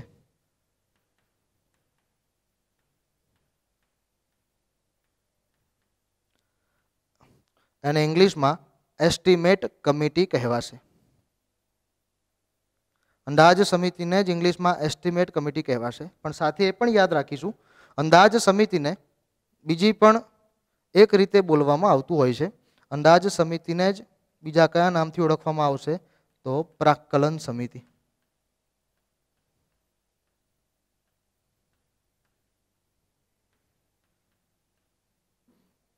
એટલે કે અંદાજ સમિતિ એ જ પ્રાક્કલન સમિતિ, અને આને જ ઇંગ્લિશમાં કહેવાશે એસ્ટિમેટ કમિટી. અને અહીંયા આ જ અંદાજ સમિતિને ત્રીજા ગૃહનો દરજ્જો આપવામાં આવેલો છે, કારણ કે સંસદની સૌથી મોટામાં મોટી સમિતિ છે એટલા માટે. અને સાથે સાથે એ પણ યાદ રાખીશું કે આ સમિતિમાં કુલ સભ્યો કેટલા હશે? તો 30. આ સમિતિની મુદત કેટલી હશે? તો 1 જ વર્ષની મુદત હોય છે આ સમિતિની. મતલબ એવું કહી શકાય કે દર વર્ષે આ સમિતિમાં સભ્યો લોકસભા દ્વારા નક્કી કરીને મોકલવામાં આવશે. યાદ રાખીશું જવાબ આપણે કે સંસદની કઈ સમિતિને ત્રીજા ગૃહનો દરજ્જો આપવામાં આવેલો છે? તો જવાબ આવશે બી, અંદાજ સમિતિ. નેક્સ્ટ, જો કોઈ રાજ્ય કેન્દ્ર સરકારના આદેશોની અવમાનના કરે તો કયા અનુચ્છેદ પ્રમાણે રાષ્ટ્રપતિ શાસન લાગી શકે છે? ઓપ્શન આપેલા છે અનુચ્છેદ 352, બી અનુચ્છેદ 356, સી અનુચ્છેદ 365 અને ડી અનુચ્છેદ 360. ચર્ચા કરીએ આના જવાબની. તો જુઓ, આપણા બંધારણમાં ટોટલ 3 અલગ અલગ પ્રકારની કટોકટીનો ઉલ્લેખ કરવામાં આવેલો છે. એમાંની એક કટોકટી કઈ છે? ઇમરજન્સી કઈ છે? તો રાષ્ટ્રીય કટોકટી, જેને ઇંગ્લિશમાં કહીશું આપણે નેશનલ ઇમરજન્સી. આ કટોકટી બે અલગ અલગ પ્રકારે હોય છે, બાહ્ય પ્રકારની અને બીજી આંતરિક પ્રકારની. બંધારણના કયા અનુચ્છેદ મુજબ રાષ્ટ્રીય કટોકટી લાગતી હોય છે? તો એનો અનુચ્છેદ આવશે 352. પછી બીજી કટોકટી છે બંધારણીય કટોકટી, એટલે કે રાષ્ટ્રપતિ શાસન. એમાં પણ બે અલગ અલગ જોગવાઈ છે. જો કોઈ રાજ્ય બંધારણની રીતે પોતાનું તંત્ર ચલાવવામાં નિષ્ફળ જાય છે, એટલે કે જો કોઈ રાજ્ય બંધારણની રીતે નથી ચાલતું અથવા તો કોઈ રાજ્ય બંધારણની રીતે તંત્ર ચલાવવામાં નિષ્ફળતા મેળવે છે, તો તેવી પરિસ્થિતિમાં રાષ્ટ્રપતિ તે સમગ્ર રાજ્યમાં રાષ્ટ્રપતિ શાસન લગાવી શકે છે. અને એ જ રાષ્ટ્રપતિ શાસનમાં બીજો પણ એક ઓપ્શન આપેલો છે કે જો કોઈ રાજ્ય કેન્દ્ર સરકારના આદેશોની અવમાનના કરે છે, તો તેવી પરિસ્થિતિમાં પણ રાષ્ટ્રપતિ તે રાજ્યમાં રાષ્ટ્રપતિ શાસન કે બંધારણીય કટોકટી લગાવી શકે છે. અને ત્રીજા એક પ્રકારની કટોકટી આપેલી છે એ નાણાકીય કટોકટી છે. અને નાણાકીય કટોકટી બંધારણના કયા અનુચ્છેદ મુજબ લાગશે? તો એ જવાબ આવશે અનુચ્છેદ 360. પણ અહીંયા આપણને રાષ્ટ્રપતિ શાસનની વાત કરેલી છે અને પ્રશ્ન પૂછ્યો છે કઈ રીતે કે જો કોઈ રાજ્ય કેન્દ્ર સરકારના આદેશોની અવમાનના કરે તો કયા અનુચ્છેદ પ્રમાણે રાષ્ટ્રપતિ શાસન લાગશે? તો હવે આપણે ફાઇનલ જવાબ મેળવીએ તો મેં હમણાં ચર્ચા કરી, રાષ્ટ્રપતિ શાસન બાહ્ય કે આંતરિક કોઈ પણ પ્રકારનું હોય, ટૂંકમાં આપણે બોલીએ છીએ કે રાષ્ટ્રપતિ શાસન બંધારણના કયા અનુચ્છેદ મુજબ લાગશે? તો એ અનુચ્છેદ આવશે 352. નાણાકીય કટોકટીની ચર્ચા કરી તો નાણાકીય કટોકટી કયા અનુચ્છેદ મુજબ લાગશે? તો એ જવાબ આવશે અનુચ્છેદ 360. એટલે એ બે તો ઓપ્શનમાં હશે જ નહીં આપણા જવાબના ભાગરૂપે. હવે ઓપ્શન બચ્યા બી અને સી. બીમાં કીધું છે અનુચ્છેદ 356 અને સીમાં કીધું છે અનુચ્છેદ 365. તો આપણે યાદ રાખીશું કે જો કોઈ રાજ્ય પોતાના રાજ્ય ક્ષેત્રની વાત કરીએ તો જો કોઈ રાજ્ય બંધારણની રીતે પોતાનું તંત્ર ચલાવવામાં નિષ્ફળ જશે તો રાષ્ટ્રપતિ બંધારણના અનુચ્છેદ 356 મુજબ રાષ્ટ્રપતિ શાસન અથવા તો બંધારણીય કટોકટી લગાવશે. પણ જો કોઈ રાજ્ય કેન્દ્ર સરકારના આદેશોની અવમાનના કરે છે, આદેશોનું પાલન નથી કરતું, તો તેવી પરિસ્થિતિમાં બંધારણના અનુચ્છેદ 365 મુજબ રાષ્ટ્રપતિ શાસન લગાડવામાં આવતું હોય છે. અને અહીંયા ચોખવટથી પૂછ્યું છે કે જો કોઈ રાજ્ય કેન્દ્ર સરકારના આદેશોની અવમાનના કરે તો કયા અનુચ્છેદ પ્રમાણે રાષ્ટ્રપતિ શાસન લાગી શકે છે? તો યાદ રાખીશું, હમણાં ચર્ચા કરી હતી એમ કયો શબ્દ વપરાયો છે? કેન્દ્ર સરકારના આદેશોની અવમાનના. માટે અહીંયા સાચો જવાબ કયો આવશે? ઓપ્શન સી, અનુચ્છેદ 365. જો એવું પૂછ્યું હોત કે જો કોઈ રાજ્ય બંધારણની રીતે પોતાનું તંત્ર ચલાવવામાં નિષ્ફળ જાય છે તો કયા અનુચ્છેદ મુજબ રાષ્ટ્રપતિ શાસન લાગશે, તો આપણે એવી પરિસ્થિતિમાં સાચો જવાબ લખી શકતા કે તો અનુચ્છેદ 356 મુજબ રાષ્ટ્રપતિ શાસન લાગે. પણ અહીંયા તો ચોખ્ખું જ કીધું છે કે કોઈ રાજ્ય કેન્દ્ર સરકારના આદેશોની અવમાનના કરે તો કયા અનુચ્છેદ મુજબ લાગશે? તો અનુચ્છેદ સાચો જવાબ આવશે અહીંયા 365.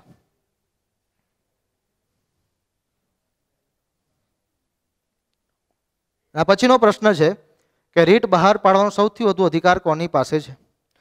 Option A Supreme Court, option B High Court, option C રાષ્ટ્રપતિ અને ઓપ્શન ડી ए बी बंने। हवे हमणां ज આપણે થોડા સમય પહેલા એવી વાત કરી 5 પ્રકારની અલગ અલગ રીત। અહીંયા આપણે જ્યારે પરીક્ષાની તૈયારી કરતા હશું ત્યારે મોટાભાગની બુકમાં એવો ઉલ્લેખ કરેલો છે અને સાચું પણ છે। ઉલ્લેખ શું કરેલો છે તો જોઈએ। પાંચે પાંચ રીતની વ્યાખ્યા આપશે અને નીચે પાંચે પાંચ રીતમાં એવું બતાવવામાં આવતું હોય છે કે આ રીત સુપ્રીમ કોર્ટ અને હાઈકોર્ટ દ્વારા લાગુ કરવામાં આવશે। મતલબ રીત સુપ્રીમ કોર્ટ પણ બહાર પાડી શકે છે અને હાઈકોર્ટ પણ બહાર પાડી શકે છે। એટલે કે સર્વોચ્ચ ન્યાયાલય પણ બહાર પાડશે અને ઉચ્ચ ન્યાયાલય પણ બહાર પાડશે। પણ બંનેની સત્તાની વાત કરીએ તો એમાં થોડી અલગ અલગ બાબતો આપેલી છે। હવે એની ચર્ચા કરીએ તો બંધારણના અનુચ્છેદ 32 મુજબ સુપ્રીમ કોર્ટ રીટ બહાર પાડવાની સત્તા ધરાવશે। ફરીથી રિપીટ કરું છું, બંધારણના અનુચ્છેદ 32 મુજબ એટલે કે અનુચ્છેદ 32 મુજબ સુપ્રીમ કોર્ટ રીટ બહાર પાડશે અને બંધારણના અનુચ્છેદ 226 મુજબ હાઈકોર્ટ રીટ બહાર પાડશે। રીટના પ્રકાર તો 5 જ છે। મતલબ આપણે એવું બોલી શકીએ કે બંધારણના અનુચ્છેદ 32 મુજબ સુપ્રીમ કોર્ટ 5માંથી કોઈ એક પ્રકારની રીટ બહાર પાડી શકે છે અને અહીંયા હાઈકોર્ટના સંદર્ભમાં પણ આપણે એ જ બોલી શકીશું કે બંધારણના અનુચ્છેદ 226 મુજબ હાઈકોર્ટ પણ 5માંથી કોઈ પણ એક પ્રકારની રીટ બહાર પાડી શકે છે।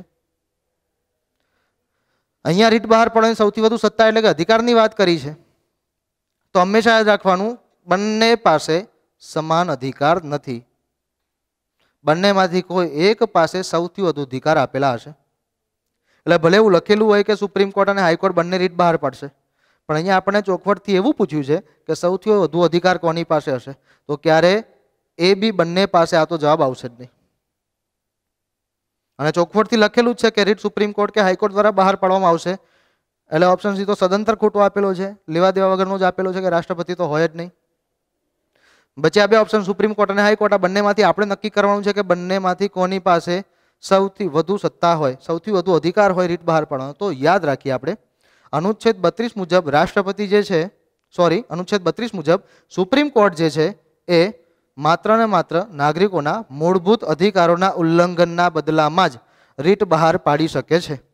જ્યારે અનુચ્છેદ 226 મુજબ હાઈકોર્ટ જે છે એ નાગરિકોના મૂળભૂત અધિકારોના ઉલ્લંઘનના બદલામાં તો રીટ બહાર પાડશે જ, એ સિવાય અન્ય કાયદાકીય બાબતોમાં પણ રીટ બહાર પાડી શકે છે।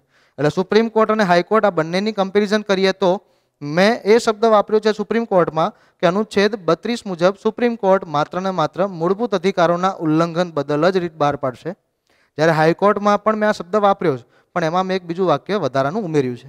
એ ચર્ચા કરીએ તો હમણાં જ હું બોલ્યો હતો કે અનુચ્છેદ 226 મુજબ હાઈકોર્ટ મૂળભૂત અધિકારોના ઉલ્લંઘન બદલ તો રીટ બહાર પાડશે જ પરંતુ અન્ય કાયદાકીય બાબતોમાં પણ અને રીટ બહાર પાડવાની સત્તા છે। મતલબ કોની પાસે સત્તા વધી તો હાઈકોર્ટ પાસે।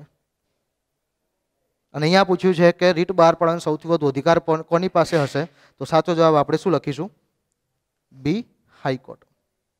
અને એ પણ યાદ રાખજો કે હાઈકોર્ટ બંધારણના કયા અનુચ્છેદ મુજબ રીટ બહાર પાડે છે તો 226 અને સુપ્રીમ કોર્ટ તો અહીંયા સુપ્રીમ કોર્ટની રીટ બહાર પાડવાની જે સત્તા છે કયા અનુચ્છેદ મુજબ છે તો 32 મુજબ।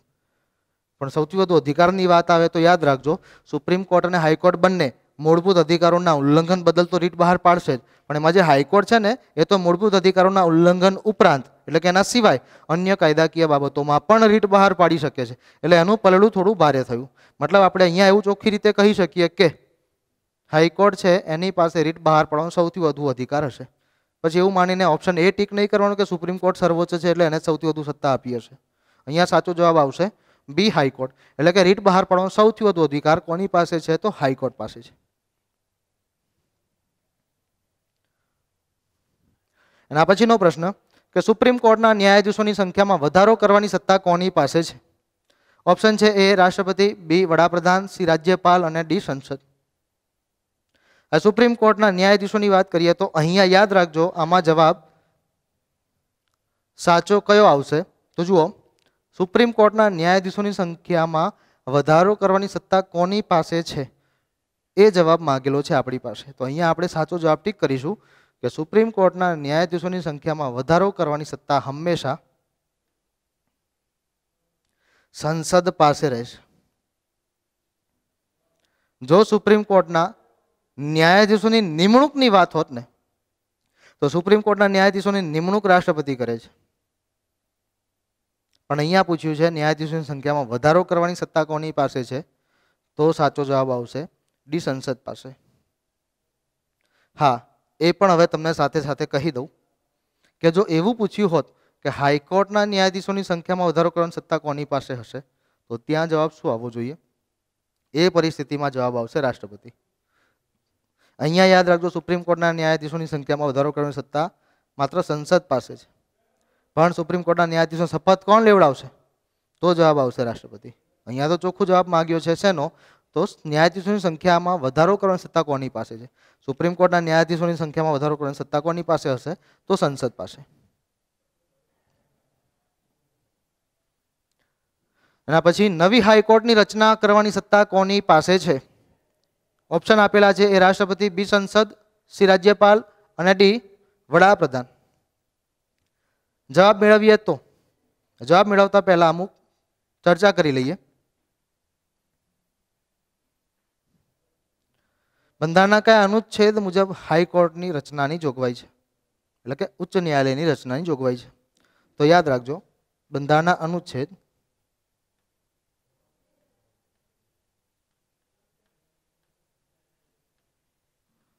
214 મુજબ હાઈકોર્ટની રચનાની અથવા તો હાઈકોર્ટની સ્થાપનાની જોગવાઈ છે. હવે આપણા દેશમાં કુલ રાજ્યો જેટલા છે એની સામે હાઈકોર્ટોની સંખ્યા ઓછી છે.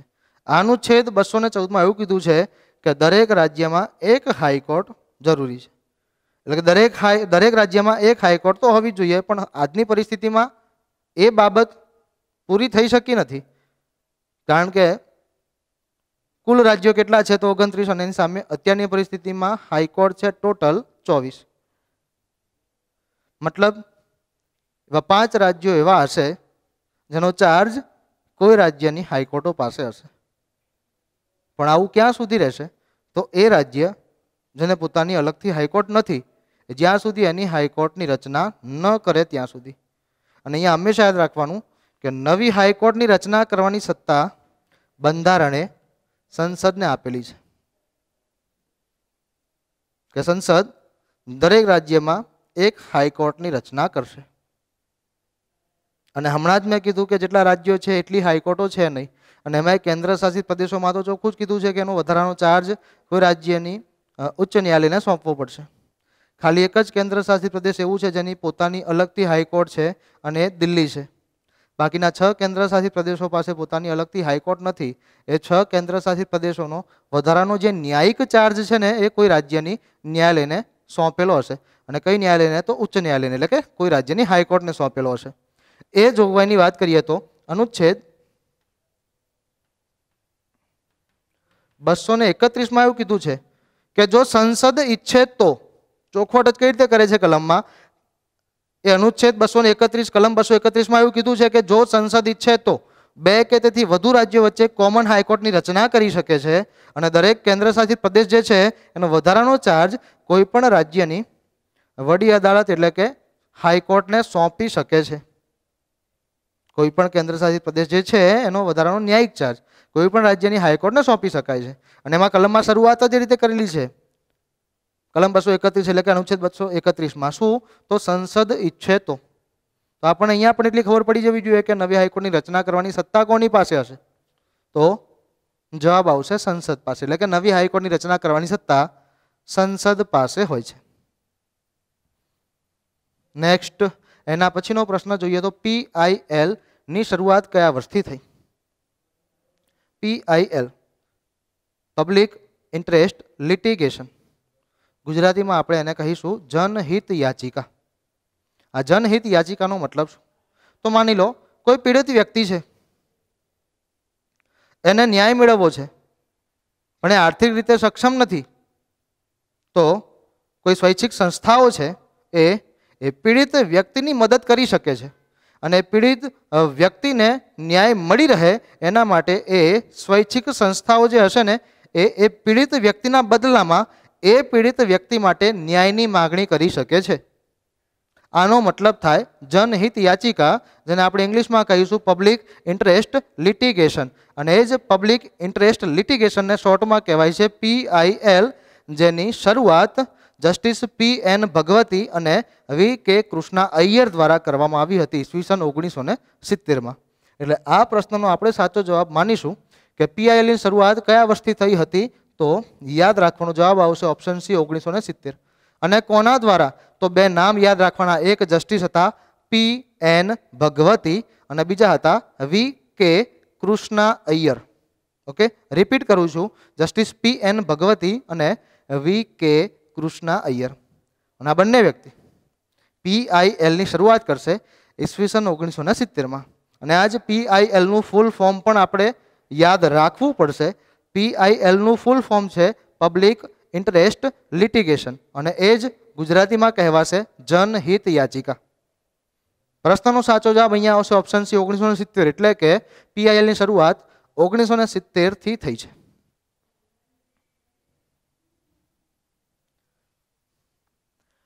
પછીનો પ્રશ્ન છે કે હાઈકોર્ટના ન્યાયાધીશોની નિમણૂક કોના દ્વારા કરવામાં આવે છે. ઓપ્શન છે એ રાષ્ટ્રપતિ, બી રાજ્યપાલ, સી વડાપ્રધાન અને ડી સુપ્રીમ કોર્ટ. હવે આ પ્રશ્નમાં કીધું છે હાઈકોર્ટના ન્યાયાધીશોની નિમણૂક કોના દ્વારા થાય, તો અહીંયા યાદ રાખીશું આપણે. સીધી માહિતી આપી દઉં તો સુપ્રીમ કોર્ટના મુખ્ય ન્યાયાધીશ અને અન્ય ન્યાયાધીશ, હાઈકોર્ટના મુખ્ય ન્યાયાધીશ અને અન્ય ન્યાયાધીશ. ટૂંકમાં બોલું તો સુપ્રીમ કોર્ટના તમામ ન્યાયાધીશો અને હાઈકોર્ટના તમામ ન્યાયાધીશો. બરોબર, આ સુપ્રીમ કોર્ટના તમામ ન્યાયાધીશો અને હાઈકોર્ટના તમામ ન્યાયાધીશોની નિમણૂક હંમેશા રાષ્ટ્રપતિ દ્વારા જ કરવામાં આવશે. અહીંયા તો આપણને ખાલી એટલું જ પૂછ્યું છે કે હાઈકોર્ટના ન્યાયાધીશોની નિમણૂક કોના દ્વારા કરવામાં આવે છે, તો આપણે અહીંયા સાચો જવાબ માની લીધો કે એ જ આવે છે રાષ્ટ્રપતિ. પણ મેં તમને બંનેનું ભેગું કહી દીધું કે માની લો એવો પ્રશ્ન પૂછે કે સુપ્રીમ કોર્ટના ન્યાયાધીશોની નિમણૂક કોના દ્વારા કરવામાં આવે છે, તો એમાં પણ સાચો જવાબ આવશે રાષ્ટ્રપતિ. આપણે એટલે જ બંને ભેગું બોલીને યાદ રાખવાનો પ્રયત્ન કરવાનો કે સુપ્રીમ કોર્ટના તમામ ન્યાયાધીશો અને હાઈકોર્ટના તમામ ન્યાયાધીશોની નિમણૂક કોના દ્વારા થશે, તો રાષ્ટ્રપતિ દ્વારા. હા, અહીંયા એ બાબત ધ્યાન રાખવાની કે હાઈકોર્ટના ન્યાયાધીશોની નિમણૂક કોના દ્વારા કરવામાં આવે છે, તો આપણે સાચો જવાબ લખ્યો છે રાષ્ટ્રપતિ.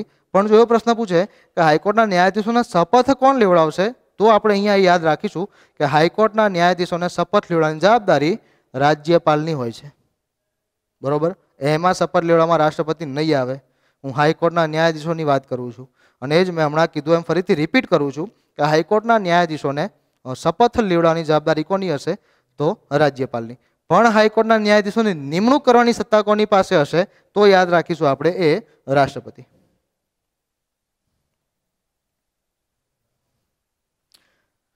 પ્રશ્ન આપેલો છે રાષ્ટ્રપતિ વિરુદ્ધ મહાભિયોગ પ્રક્રિયા શરૂ કરવા માટે ગૃહના ઓછામાં ઓછા કેટલા સભ્યોનો પ્રસ્તાવ જરૂરી છે. એ 1/6 સભ્યોનો, બી 1/3 સભ્યોનો, સી 1/4 સભ્યોનો અને ડી 2/3 સભ્યોનો.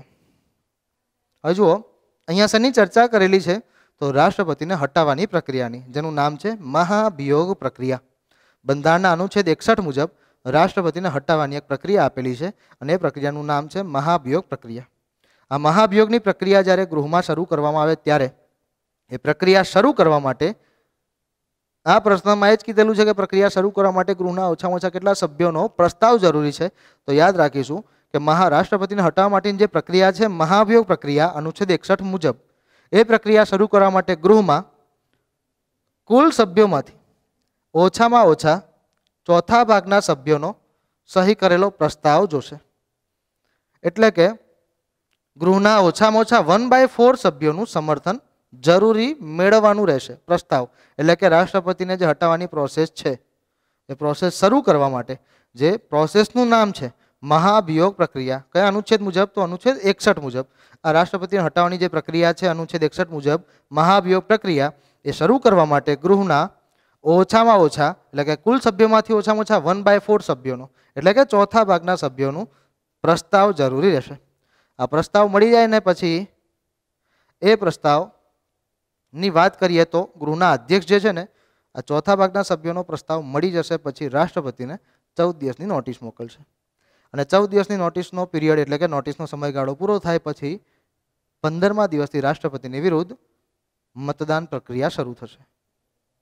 અને જો એ 14 દિવસનો નોટિસ પીરિયડ પૂરો થાય પછી રાષ્ટ્રપતિ વિરુદ્ધ જે મતદાન કરવામાં આવતું હોય છે એ જ મતદાન જો ગૃહના કુલ સભ્યોના 2/3 સભ્યોની બહુમતીથી પસાર થઈ ગયો, એટલે કે વિશિષ્ટ બહુમતીથી પસાર થઈ ગયું, તો રાષ્ટ્રપતિ પોતાના પદ ઉપરથી રાજીનામું આપશે.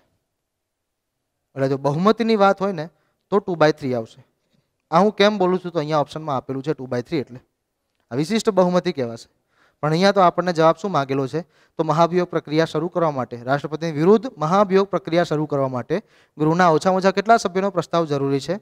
તો અહીંયા આપણે સાચો જવાબ લખીશું ઓપ્શન સી, 1/4 સભ્યોનો, એટલે કે ઓછામાં ઓછા ચોથા ભાગના સભ્યોનો તો પ્રસ્તાવ જોશે જ. અને આ ચોથા ભાગના સભ્યોને આપણે બતાવી શકીએ છીએ 1/4 સભ્યો.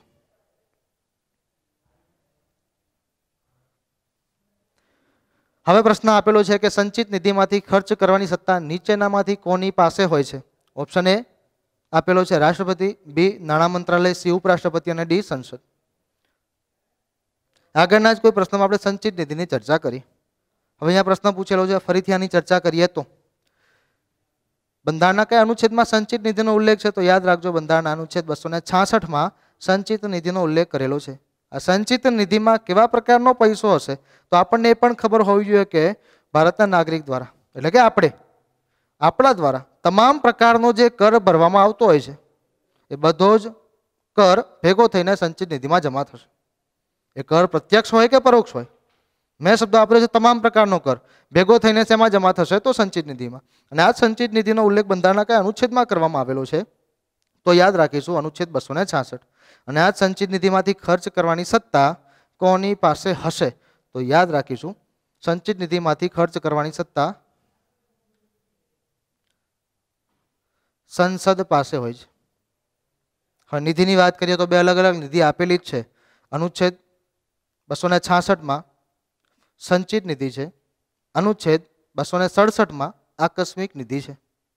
આ બંને હવે આપણે એક સાથે યાદ રાખવાનો પ્રયત્ન કરવાનો, હંમેશા એ જ રીતે બોલવાનું કે સંચિત નિધિમાંથી ખર્ચ કરવાની સત્તા સંસદ પાસે હશે અને આકસ્મિક નિધિમાંથી ખર્ચ કરવાની સત્તા રાષ્ટ્રપતિ પાસે હોય છે. અને એક પ્રશ્ન કદાચ આપણે ભૂતકાળમાં ઘણી બધી પરીક્ષાઓમાં જોયેલો જ હશે. એક પ્રશ્ન એવો પણ પૂછાય છે કે આકસ્મિક નિધિમાંથી ખર્ચ કરવાની સત્તા કોની પાસે હોય છે? તો આપણે એમાં હવે યાદ રાખીશું રાષ્ટ્રપતિ પાસે.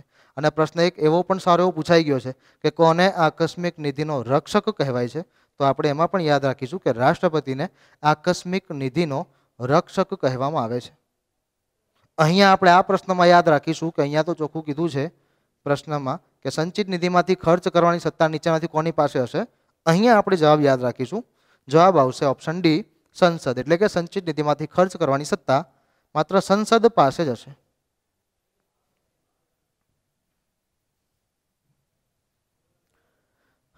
પ્રશ્ન આપેલો છે રાષ્ટ્રપતિ કોની સલાહથી સત્ર બોલાવી કે સમાપ્ત કરી શકે છે? એ ઉપરાષ્ટ્રપતિ, બી લોકસભા અધ્યક્ષ, સી મંત્રીમંડળ અને ડી વડાપ્રધાન. જવાબની ચર્ચા કરીએ તો જુઓ, રાષ્ટ્રપતિ પાસે છે ને લેજિસ્લેટિવ પાવર છે, એટલે કે રાષ્ટ્રપતિ પાસે અમુક પ્રકારની ધારાકીય સત્તાઓ છે. કે ગૃહની અંદર રાષ્ટ્રપતિ પાસે એવી કેવા પ્રકારની સત્તાઓ છે? તો બંધારણે કીધું છે કે બંધારણના અનુચ્છેદ 85 મુજબ, આર્ટિકલ 85 મુજબ રાષ્ટ્રપતિ સત્ર બોલાવી કે સત્ર સમાપ્ત કરી શકે છે. સત્ર બોલાવવું એને કહેવાય સમોનિંગ અને સત્ર સમાપ્ત કરવું એને કહેવાય પ્રોરોગેશન.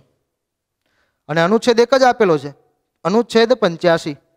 બંધારણના અનુચ્છેદ 85 મુજબ રાષ્ટ્રપતિ પાસે સત્તા છે કઈ? તો સત્ર બોલાવવાની અને સમાપ્ત કરવાની. પણ અહીંયા આપણે યાદ રાખીશું કે ભલે અનુચ્છેદ 85 મુજબ રાષ્ટ્રપતિ પાસે સત્તા છે સંસદ બોલાવવાની અને સમાપ્ત કરવાની, યાદ રાખજો હવે સત્ર બોલાવવાની અને સમાપ્ત કરવાની સત્તા ભલે રાષ્ટ્રપતિ પાસે હોય બંધારણના અનુચ્છેદ 85 મુજબ, પણ એ કોઈની તો સલાહ લેતા જ હશે. અહીંયા જ પૂછ્યું છે કે કોની સલાહથી સત્ર બોલાવી કે સમાપ્ત કરી શકે છે? તો અહીંયા આ પ્રશ્નનો સાચો જવાબ આવશે ઓપ્શન સી, મંત્રીમંડળ. રાષ્ટ્રપતિ હંમેશા મંત્રીમંડળની સલાહ સૂચનથી જ સત્ર બોલાવી શકે છે અને સમાપ્ત કરી શકે છે. બરોબર. પ્રશ્નમાં પૂછ્યું છે કે કોની સલાહથી સત્ર બોલાવી કે સમાપ્ત કરી શકે છે? આપણે સાચો જવાબ યાદ રાખીશું મંત્રીમંડળ. પણ સાથે સાથે એ પણ યાદ રાખીશું કે જો એવો પ્રશ્ન પૂછાય કે કયા અનુચ્છેદ મુજબ, કઈ કલમ મુજબ અથવા તો કયા આર્ટિકલ મુજબ રાષ્ટ્રપતિ સત્ર બોલાવવાની અને સત્ર સમાપ્ત કરવાની સત્તા ધરાવે છે? તો એ સમયે પણ આપણે યાદ રાખીશું કે અનુચ્છેદ કયો આવશે? 85, આર્ટિકલ 85, કલમ 85. અનુચ્છેદ 85 મુજબ રાષ્ટ્રપતિ સત્ર બોલાવી અને સત્ર સમાપ્ત કરી શકે છે. આ એમની ધારાકીય સત્તા છે. પણ અહીંયા પૂછ્યું છે કે કોની સલાહથી? તો આપણે યાદ રાખીશું મંત્રીમંડળની સલાહથી.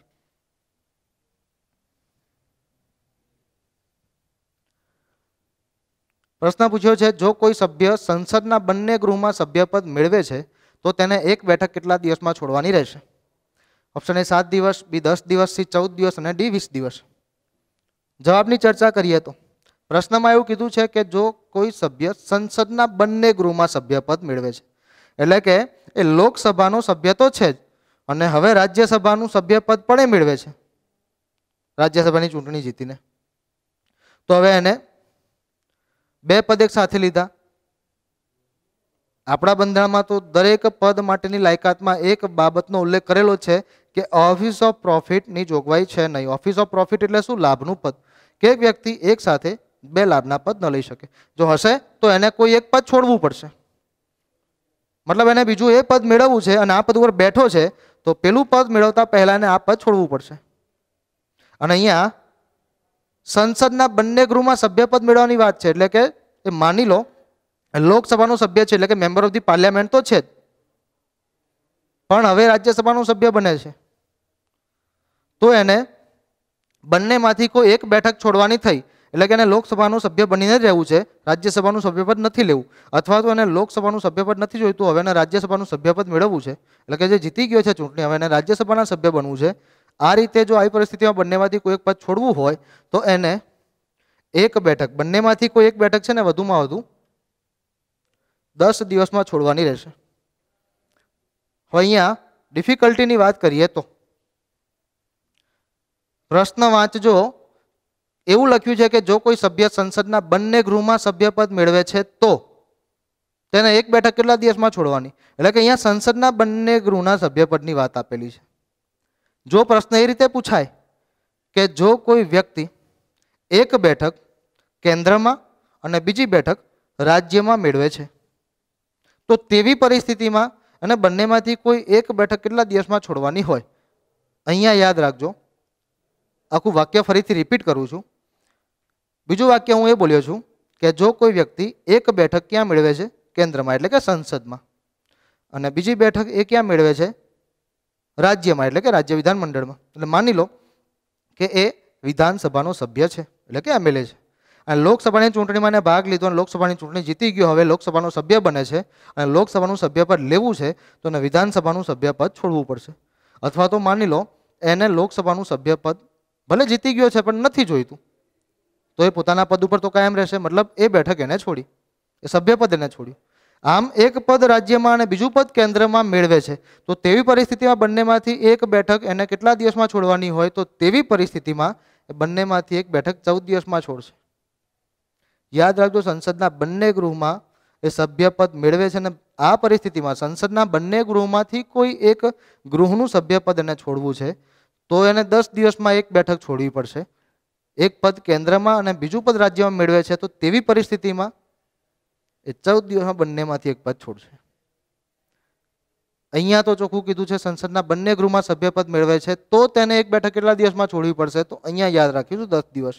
પણ પેલું જે મેં તમને હમણાં કીધું એ પણ તમારે ફરજિયાત યાદ રાખવું પડશે કે એક બેઠક જો કેન્દ્રમાં અને બીજી બેઠક રાજ્યમાં મેળવે છે તો એને 14 દિવસમાં છોડવી પડશે. ઓકે, અહીંયા યાદ રાખીશું 10 દિવસ. બરોબર? એટલે આ પ્રશ્નનો સાચો જવાબ શું આવશે? તો ઓપ્શન બી 10 દિવસ.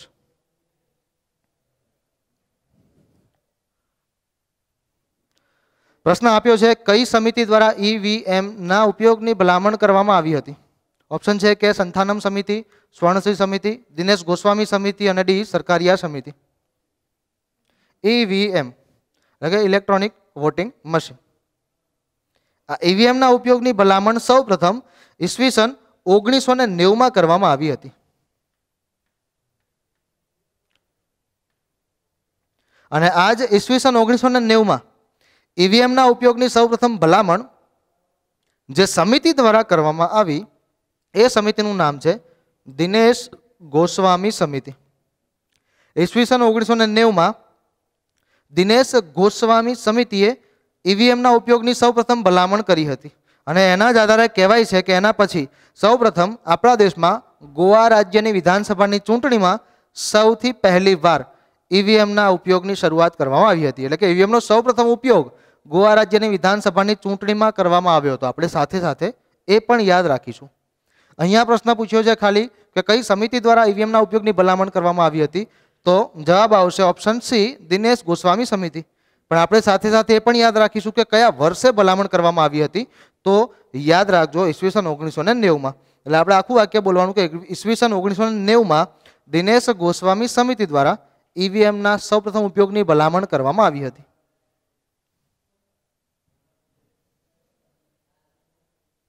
તો મિત્રો આ હતા મોક ટેસ્ટ નંબર 2માં પૂછાયેલા બંધારણના પ્રશ્નોની. અને અહીંયા આપણે ચર્ચા કરીએ જ બંધારણના જે પ્રશ્નો હતા એના જવાબોની વિસ્તૃત સમજૂતી મેળવવાનો આપણે પ્રયત્ન કર્યો છે. આ બીજા વિડીયો આપણી બુકબર્ડ નામની યુટ્યુબ ચેનલ ઉપર અપલોડ કરતા રહેવામાં આવશે ચોક્કસ સમયના અંતરે. Thank you.